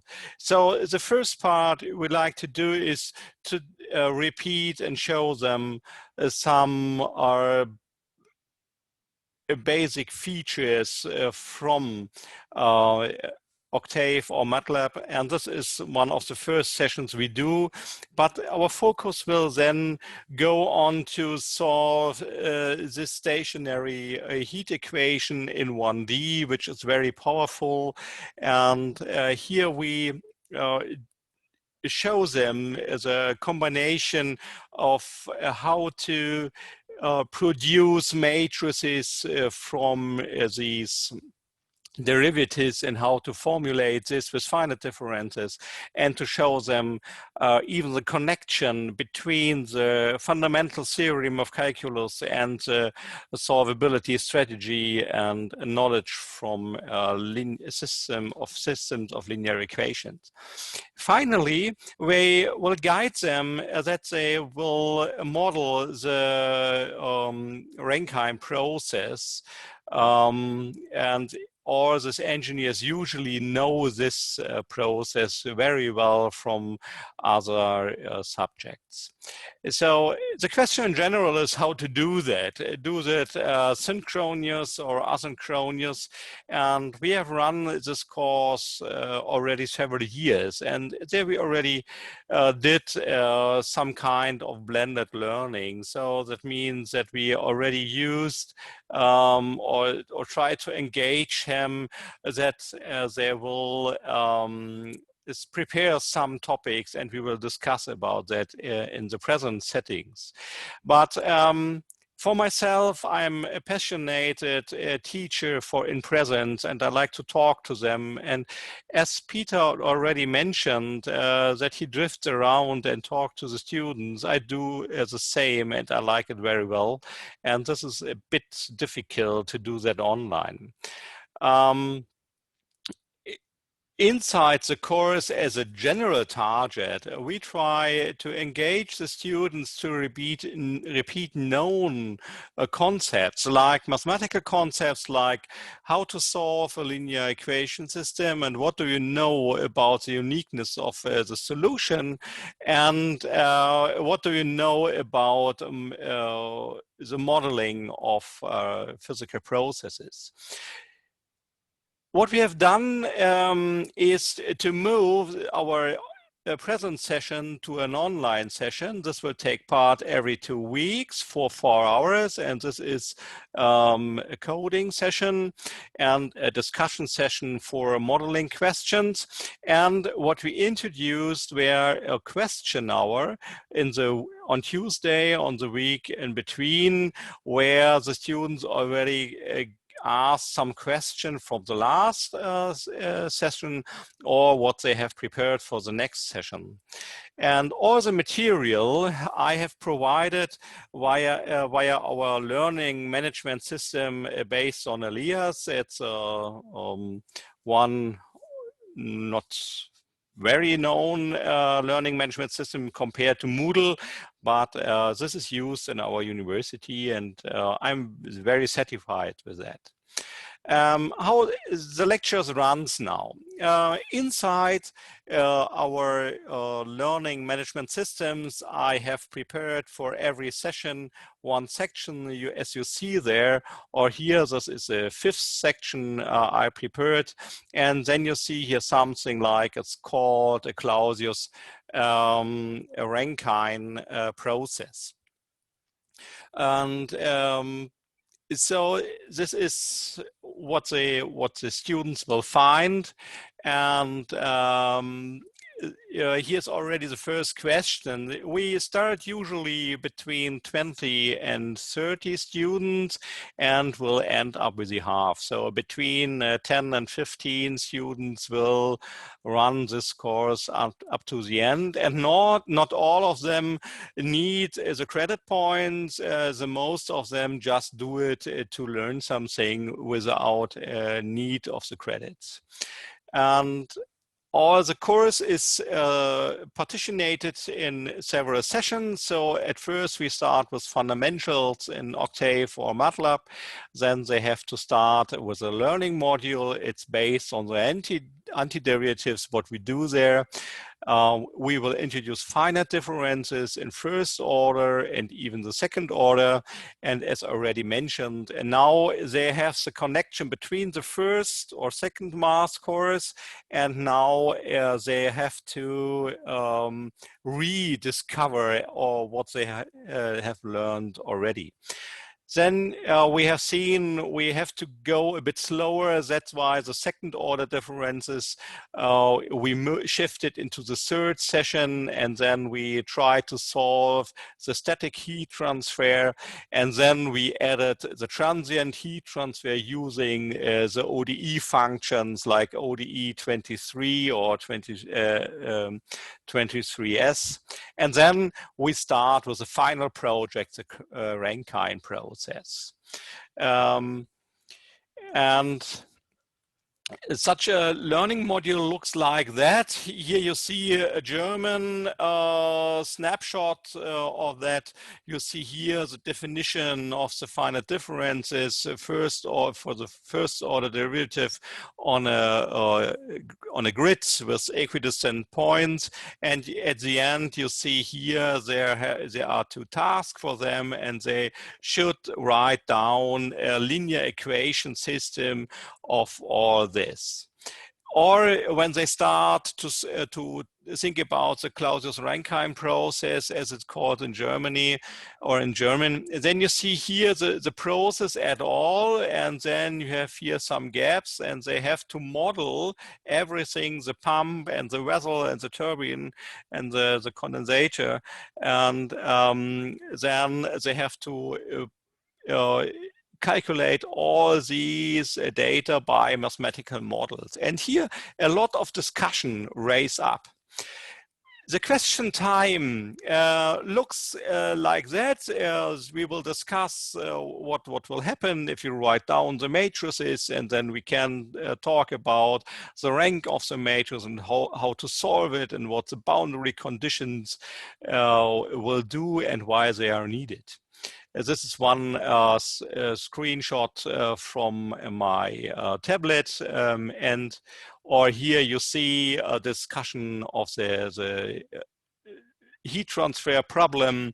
This is a heat transfer problem which describes 3 different things, like the heat distribution, the temperature distribution in the plate over the thickness, or in a cylinder sphere over the thickness, or in a sphere even over the thickness. What you see here, this is a connection to the third class, where the fundamental solution is computed of that model, and even here we have a link back. So at the beginning, we start with classical lectures. The lecturer shows something, and directly typing inside Octave, sharing the screen, and the students do the same, and they directly can ask their questions. Later, the students will discuss their own code. They will copy them into a common Etherpad, and then I will copy it on my machine, will run it, or they will share their own machine. So what we had this year was a very lively discussion about the modeling of the Rankine process. This was with respect to the highly nonlinear properties of steams and water. And if you skip the third or fourth digit after the dot of the decimal number, then you will get completely different results. And this was a very interesting discussion this year, much more lively than in present. Often I'm only as a keeper of the minutes, so I will write down what the students will say. And sometimes it happens in that way that I introduce a problem and I will discuss with them what happens if I do some computations together with them, and they will tell me what I have to write. Or I can add, can remove some mistakes in typesetting. Or here, this is an example. My colleague, Professor Wensing, talked about the problem about the heat transfer into the earth from above, and how to compute some data from a heat pump in his own house. And I just made this small picture to illustrate what he has said.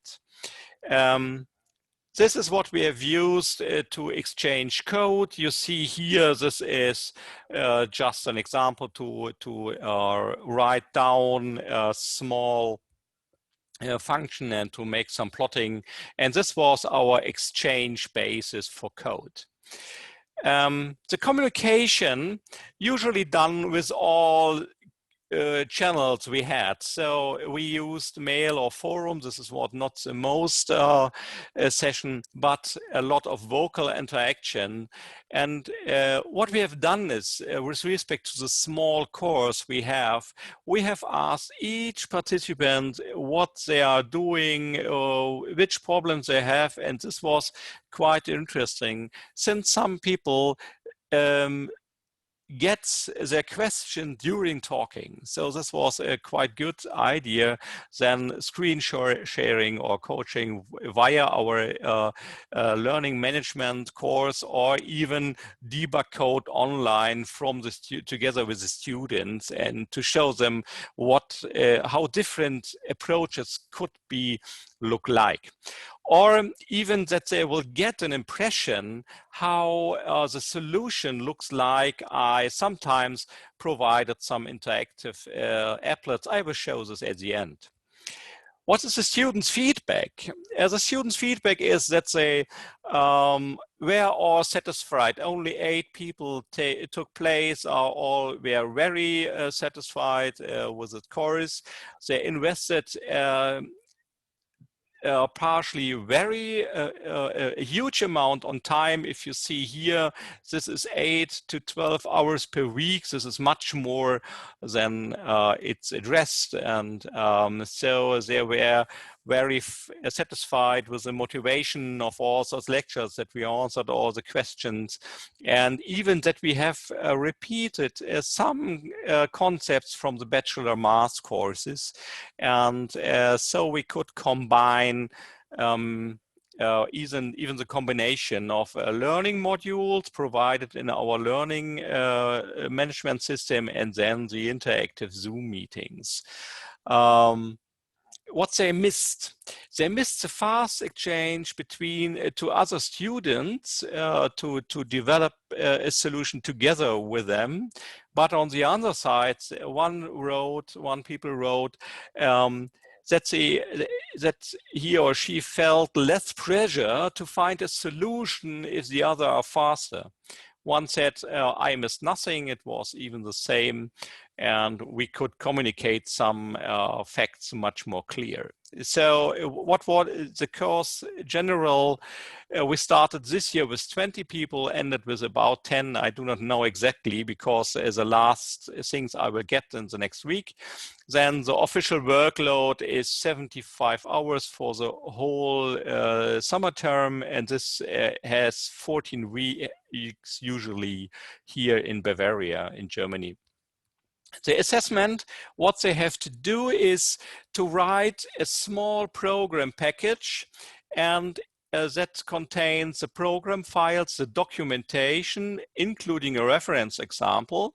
And then in the first stage, they have to do a peer review of the documentation of one of the other students. And after that, they will deliver a revised version to me to get my final feedback. I have used a Surface Book together with a second monitor and a pencil for the Surface to write on it, and software I have used the GNU Octave on Windows or MATLAB. It's as the students liked. I have used both, and the PDF annotator software to write inside the PDF slides, and the learning management system Elias, which is called SCHUCHTER at the FAU. It's called something like Study Online. And if I have a last second, I would like to switch over to a different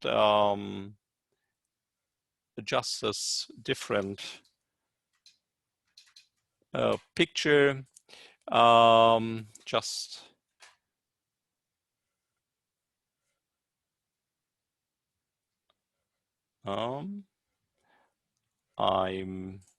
I have to start it again. So here I have it.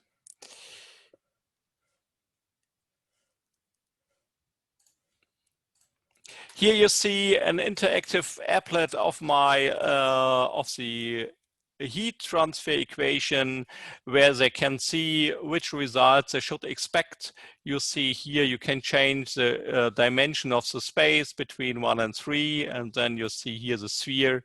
You can change the discretization manually, and even a constant heat source in that interval. So you have an heat inflow or a heat outflow. You can change the interval, in general, even the boundary conditions. And this is based on JavaScript. So what you have seen now was computed online just in time inside the browser. So this is what I like to report you. And I have to say great thanks for your attention. And so if you like to know a bit more about that, please feel free to contact me. Thanks. Thank you very much for that really interesting talk. Now, Jotham, do we have time for a question? We've got time for perhaps one quick question. Okay, so a question I've received. Now, you talked about liking the fact that you were able, pre-COVID, to go around and actually talk to students and see how they're getting on. So do you have practical tips how we can replicate that in an online environment? I'm not sure I understood everything right, but what I have done is, our university is using Zoom at time, and I had a very small group, and we have directly asked every student directly, what is your work, where you are, what is your state, and then they are talk to us, or they even shared their screen and directly pointed to the problems they have. Answers this your question, or? Yes, indeed it does, in terms of having to deal with a very small class. Any sort of ideas how we could do that sort of thing with much bigger classes like many of us are teaching?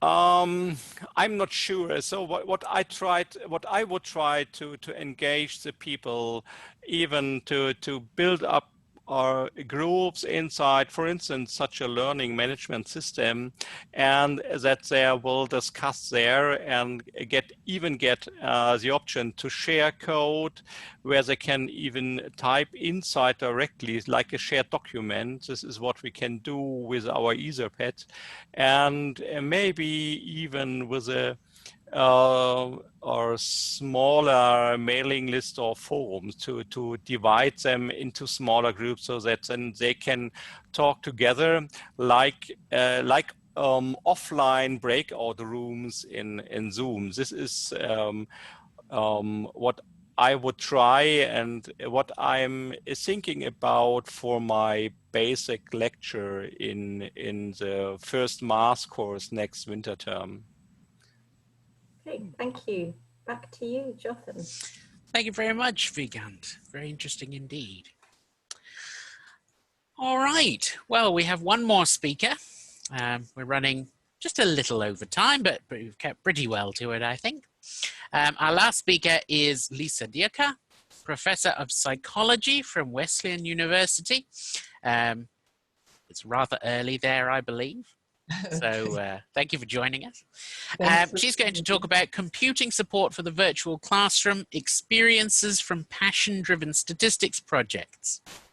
Great, thank you. And I will be brief. I'm going to give a really quick overview of the model and then talk about the different resources we've used to support online computing, both before COVID and now some of the adaptations since many of us are online. Basically, the Passion-Driven Statistics project started out of what I'm sure you guys have as well is this sort of need for lots of statistics seats. So many majors require statistics. At Wesleyan, where I was teaching, we had economics statistics courses, psychology statistics courses, mathematics statistics courses, and we still didn't have nearly enough seats for everybody who needed and wanted to take statistics. So we developed this curriculum.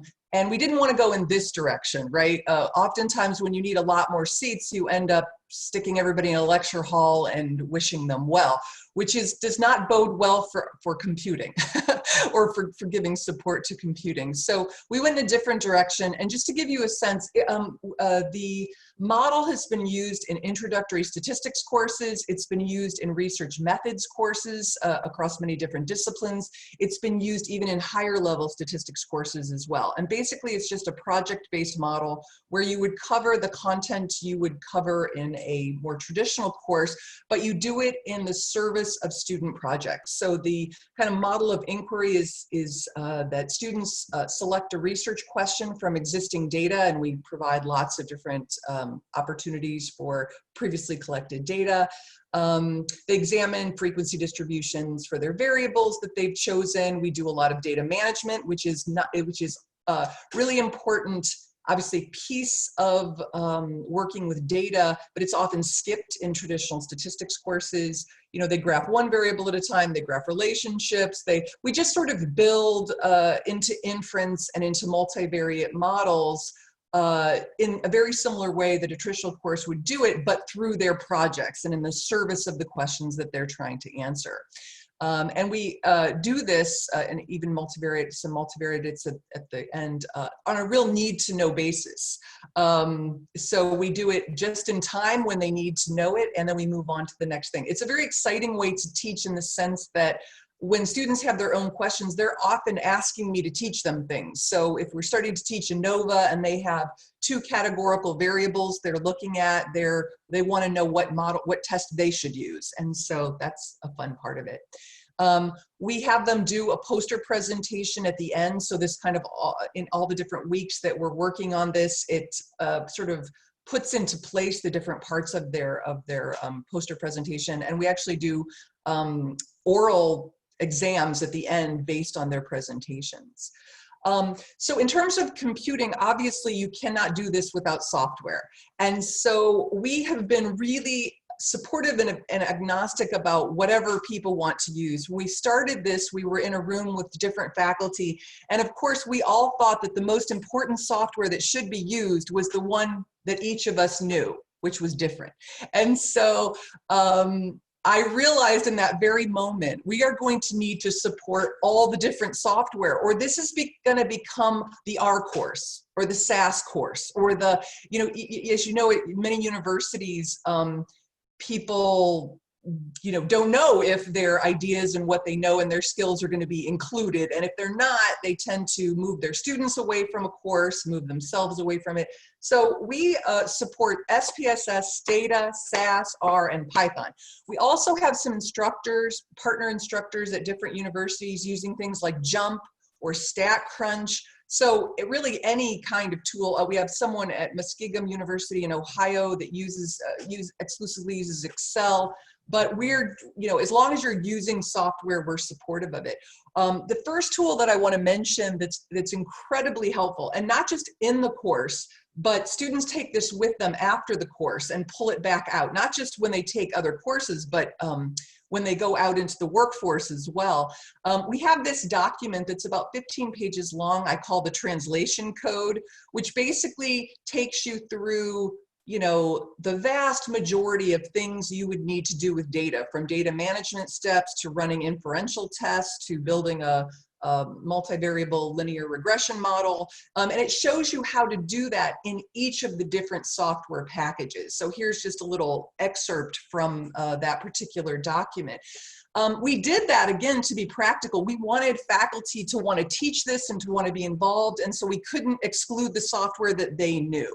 But an amazing benefit that's come from this is students see, as they're moving through their own software package that they're learning for that particular semester, they see every step of the way how you would do it in a different platform, and our students are moving so quickly from platform to platform. And Peter covered this a little in the earlier talk, that it's incredibly empowering to teach these kind of coding principles, show students how they're used in one platform, one software package, and another. I found that to be absolutely revolutionary to our students. We used to struggle to get students to really be very competent with one package when they graduated, and now we have, you know, hordes of students who are competent in multiple packages, and not just that, but feel really comfortable and empowered moving from software to software.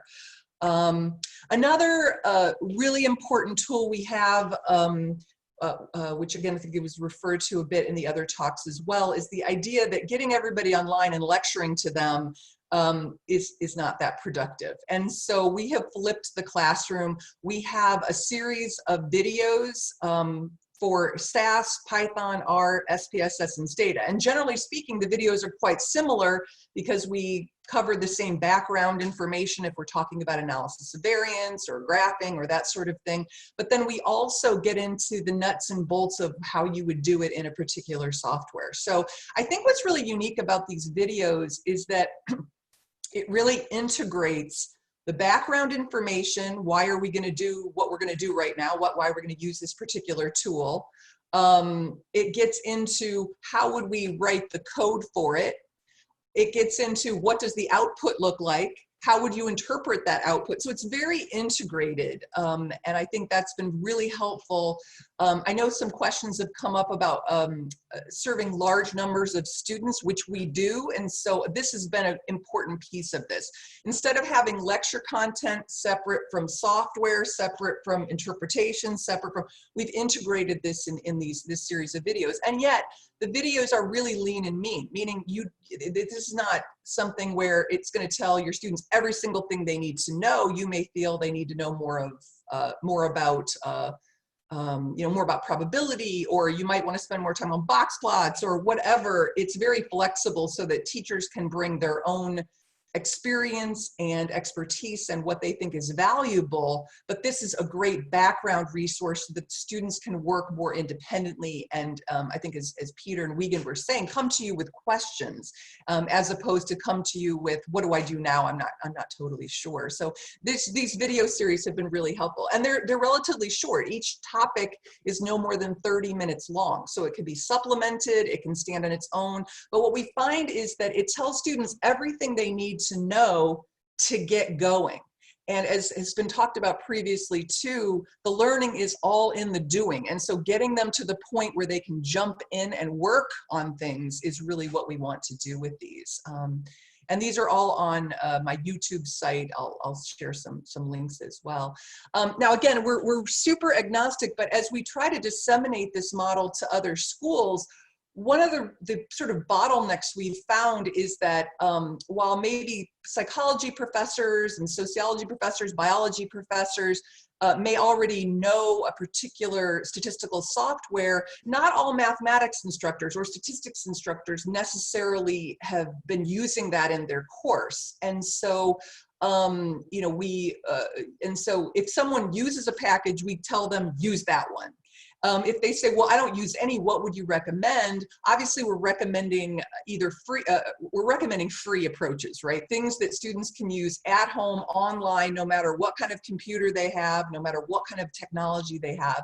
And so one thing we have been supporting is SAS Studio, which is the complete SAS package, but it's online in the cloud. Students who have only a Chromebook, so something they can't even download something onto, can have the kind of powerful, you know, computing power that, you know, people in industry have as well. And so this has been just an incredible tool. It's also nice because it's a third-party provider, so we don't have issues of, oh no, the technology went down, who's going to come fix it kind of thing, or oh, my computer doesn't support this, or whatever. We've sort of dispensed with that by going into the cloud. So for many faculty who say, well, I don't know what to use, we've been trying to either support SAS Studio, or some of our instructors come to us and say, I've heard R is really important to use. Can you teach me how to do that? So again, we're quite agnostic.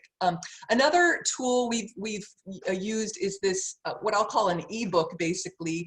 It's really just a container for all of the different resources, a container for the translation code, a container for the videos.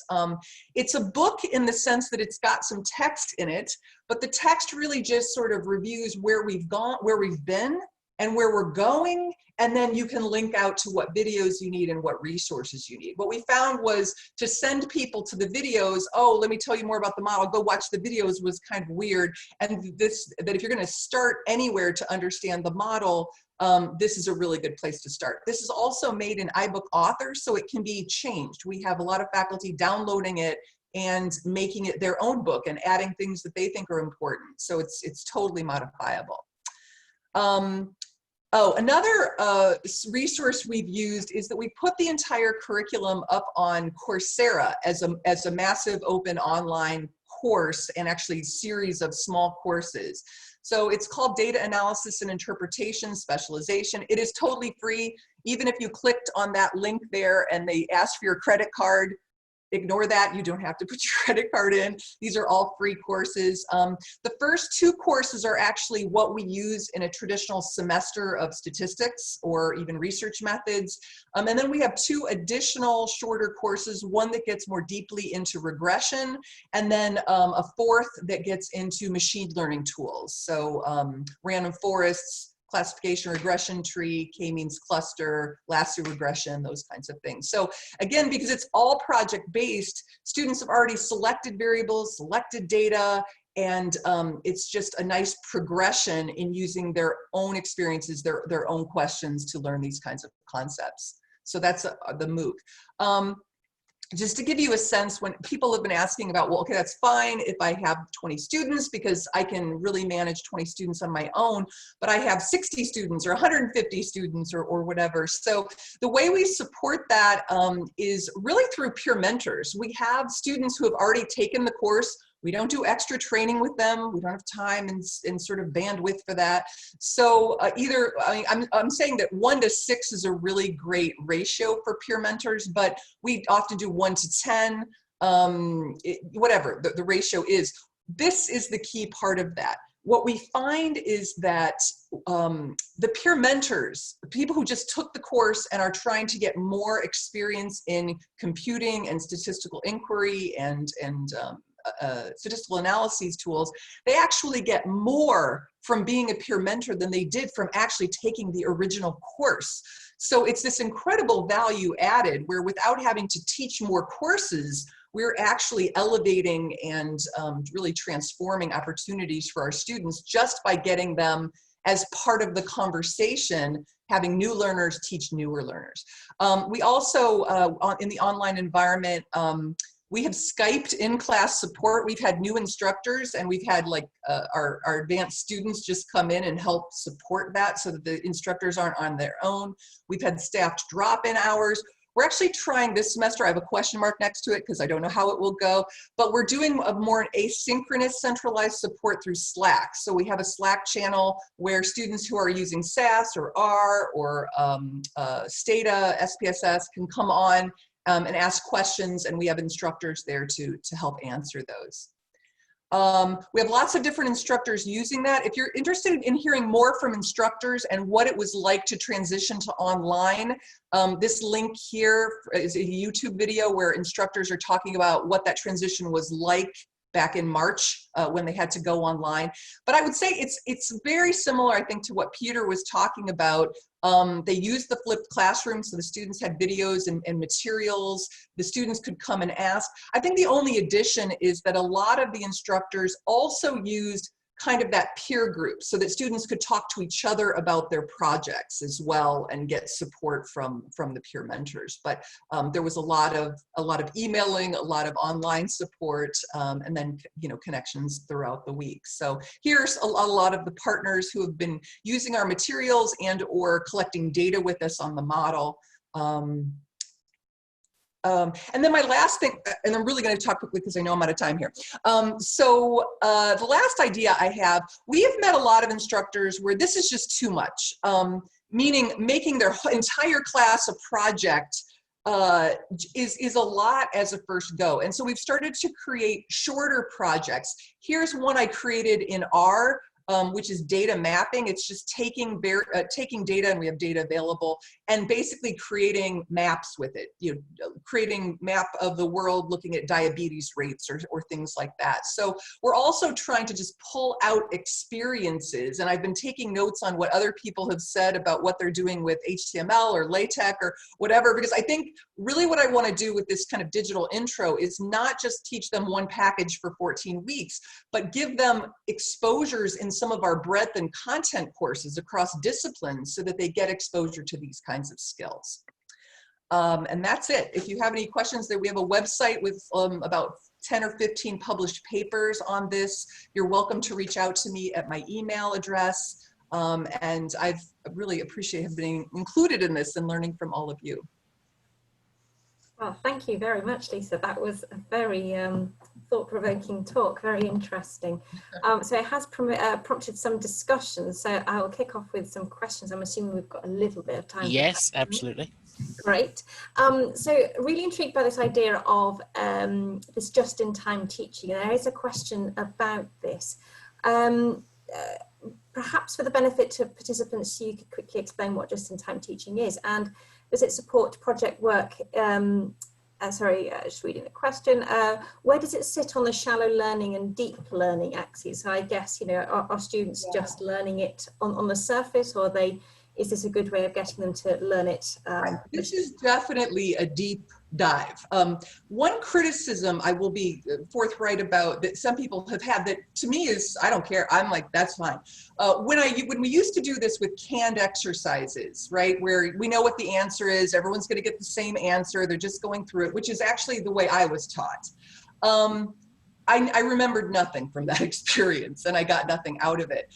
This is very organic. So students in a semester will get exposure to everything, meaning they need to create these data visualizations. They need to run analysis of variance, chi-square test of independence. They need to build a multivariate model, et cetera, et cetera.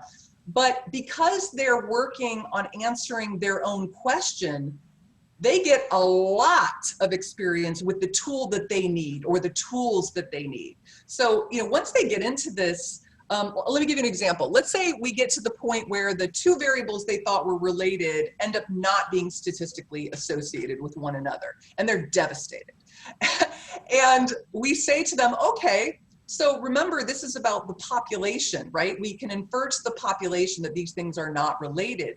But what about population subgroups? Maybe it's related for females, but not related for males. So students will think, oh, of course, yeah. So they have all these new hypotheses that are generated after their original one, and they go down into that. And so they end up running so many more models. They end up asking so many more questions in so many different ways, just exponentially, compared to the way I did it in a more canned exercise. So some people have said, yes, but they only ran one analysis of variance and they ran 50,000 chi-squares or something like that. And my attitude is, well, in the old way, they only ran one of everything.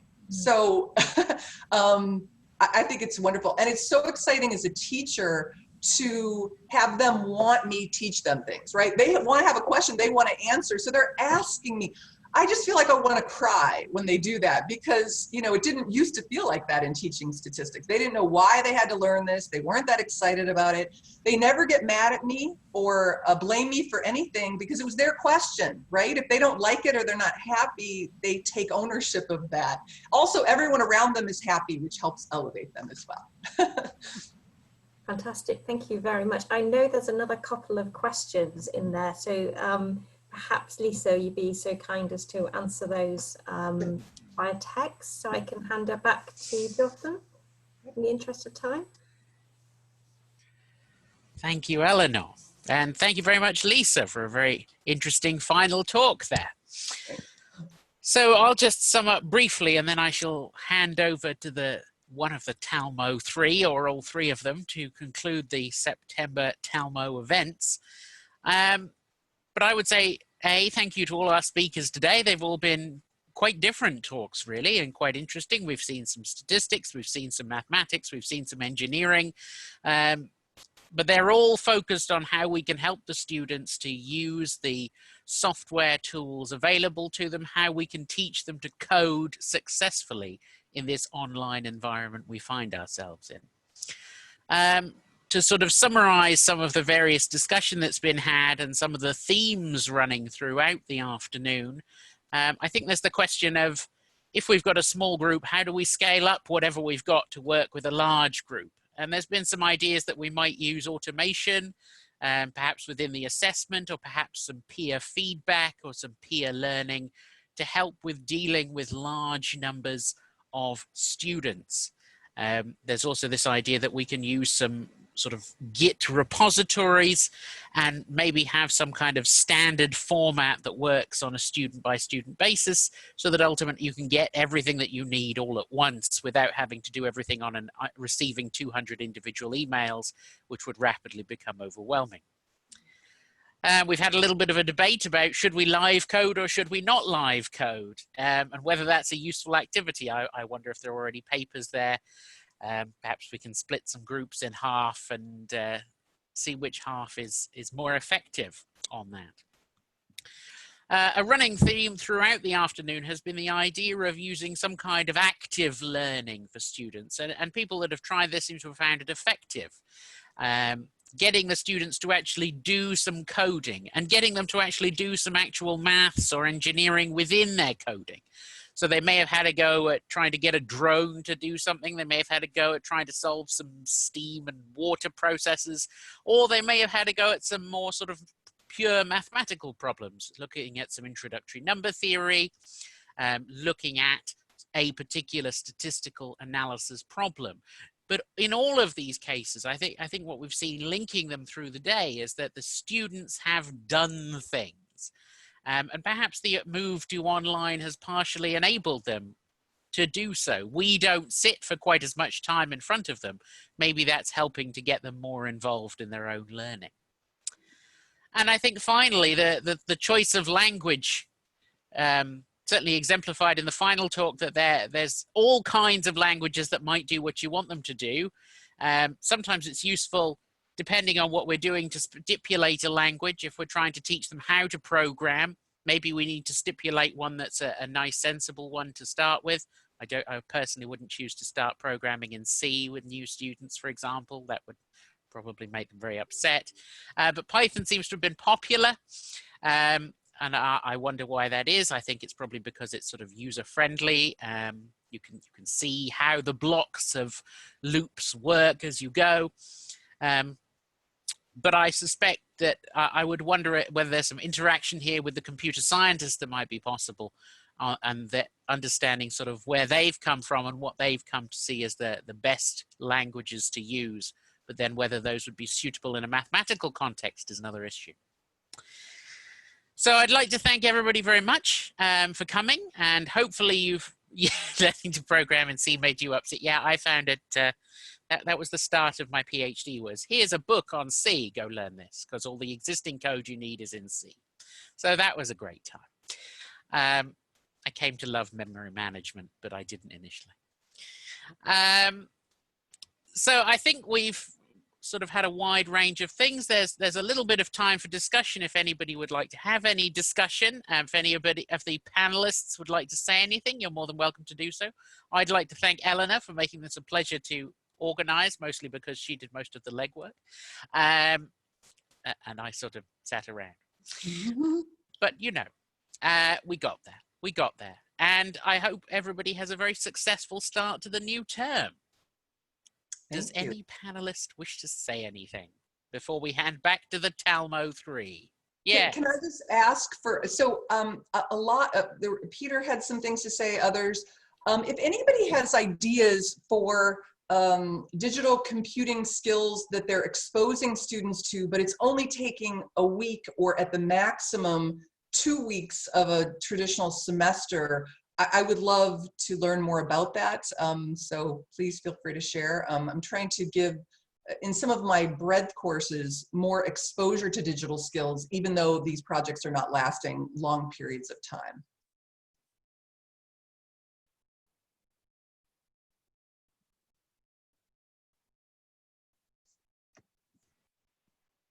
Peter, do you have a response to that?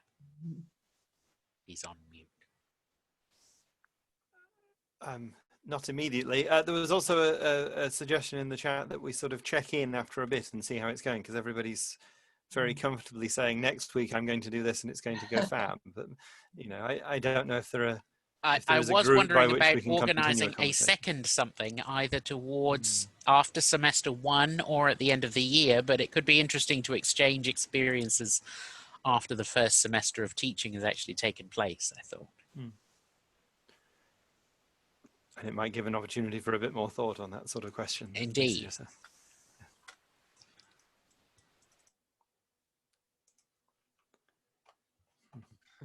Is nobody wanting to say anything to that?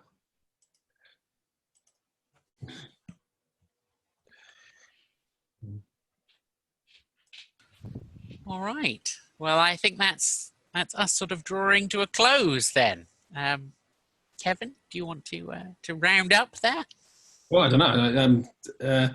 I did realize this is the last one we'll be doing for a while. So really, this kind of feels like an important moment because, you know, for most of us, teaching started or is about to start, and you know, Talmo came into existence just less than 5 months ago, and it seems as though we've been through quite a lot of events, and there's 40-something videos up. So I should have prepared a really, you know, let's go out and get them type, you know, final speech. So I did jot down some ideas here. So one of the things that we hope to do is perhaps do some more on assessments before the end of term. Because I think we'll probably have to do them soon, because most people, their assessments are going to have to be done long before the end of term, right? So we'll try and do something like that. And we did have thoughts about doing a what have we learned type session, but we hadn't really given much thought as to what it should be about, or when it should be. Should it be just before Christmas or after Christmas, or what? So, but you know, you can keep tuned, and we'll send you an email about it. So I did want to say, basically, good luck, everyone.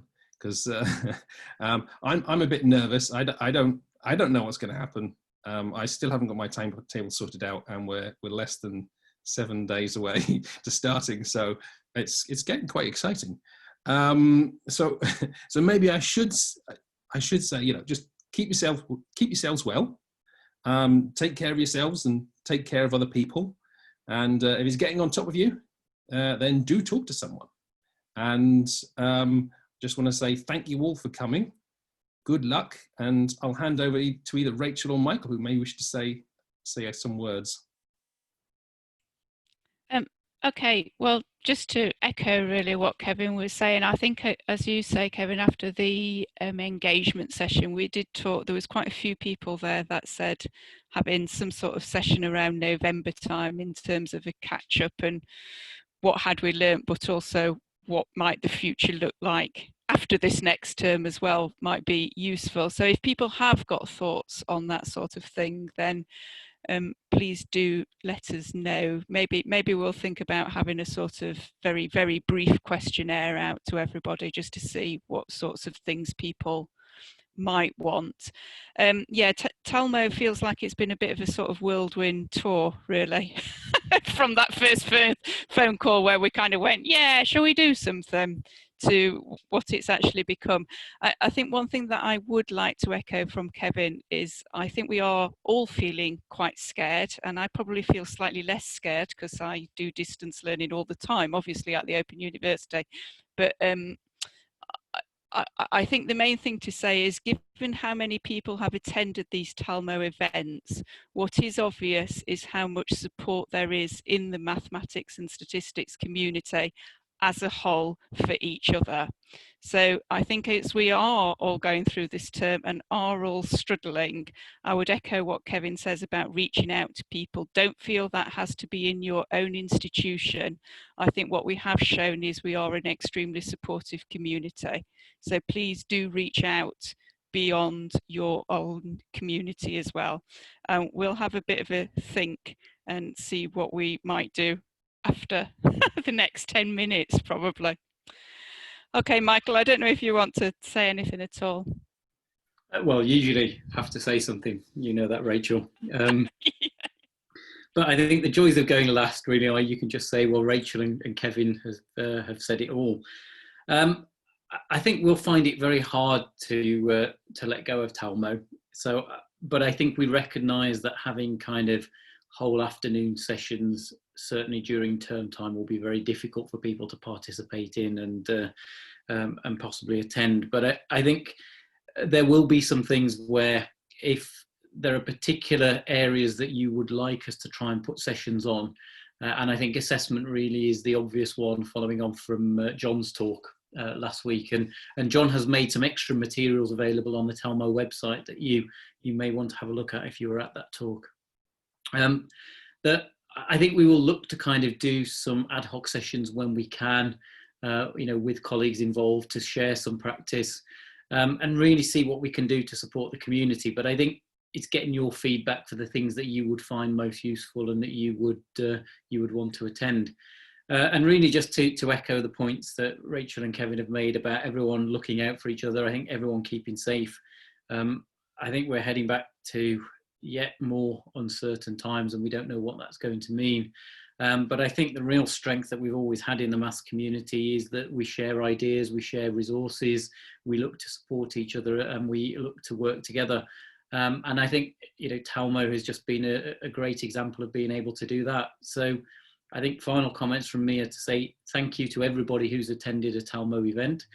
Thank you to everyone who's taken the time and put in the preparation to contribute to a Talmo event, including our speakers here today. But also to say thanks to Rachel and Kevin, because I think I found this a very sort of challenging summer. I'm sure we all have. It doesn't really feel like we've had a summer. I think the 2 academic years have merged into one. But actually working with Kevin and Rachel on this has been an awful lot of fun. And I think we've been able to do some good at the same time. So thanks to them both for being such a delight to work with, and 2 colleagues who just you know, continue to work incredibly hard for the whole community. I think we should thank them both. And thank you as well, Michael.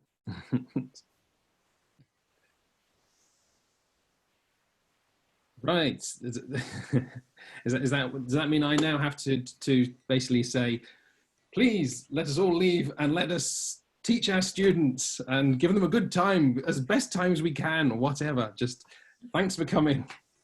Kevin, this will be the speech your whole career is remembered for, so no pressure. Off you go.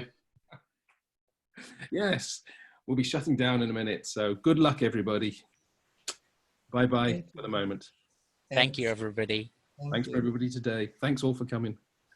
Bye-bye. Thank you.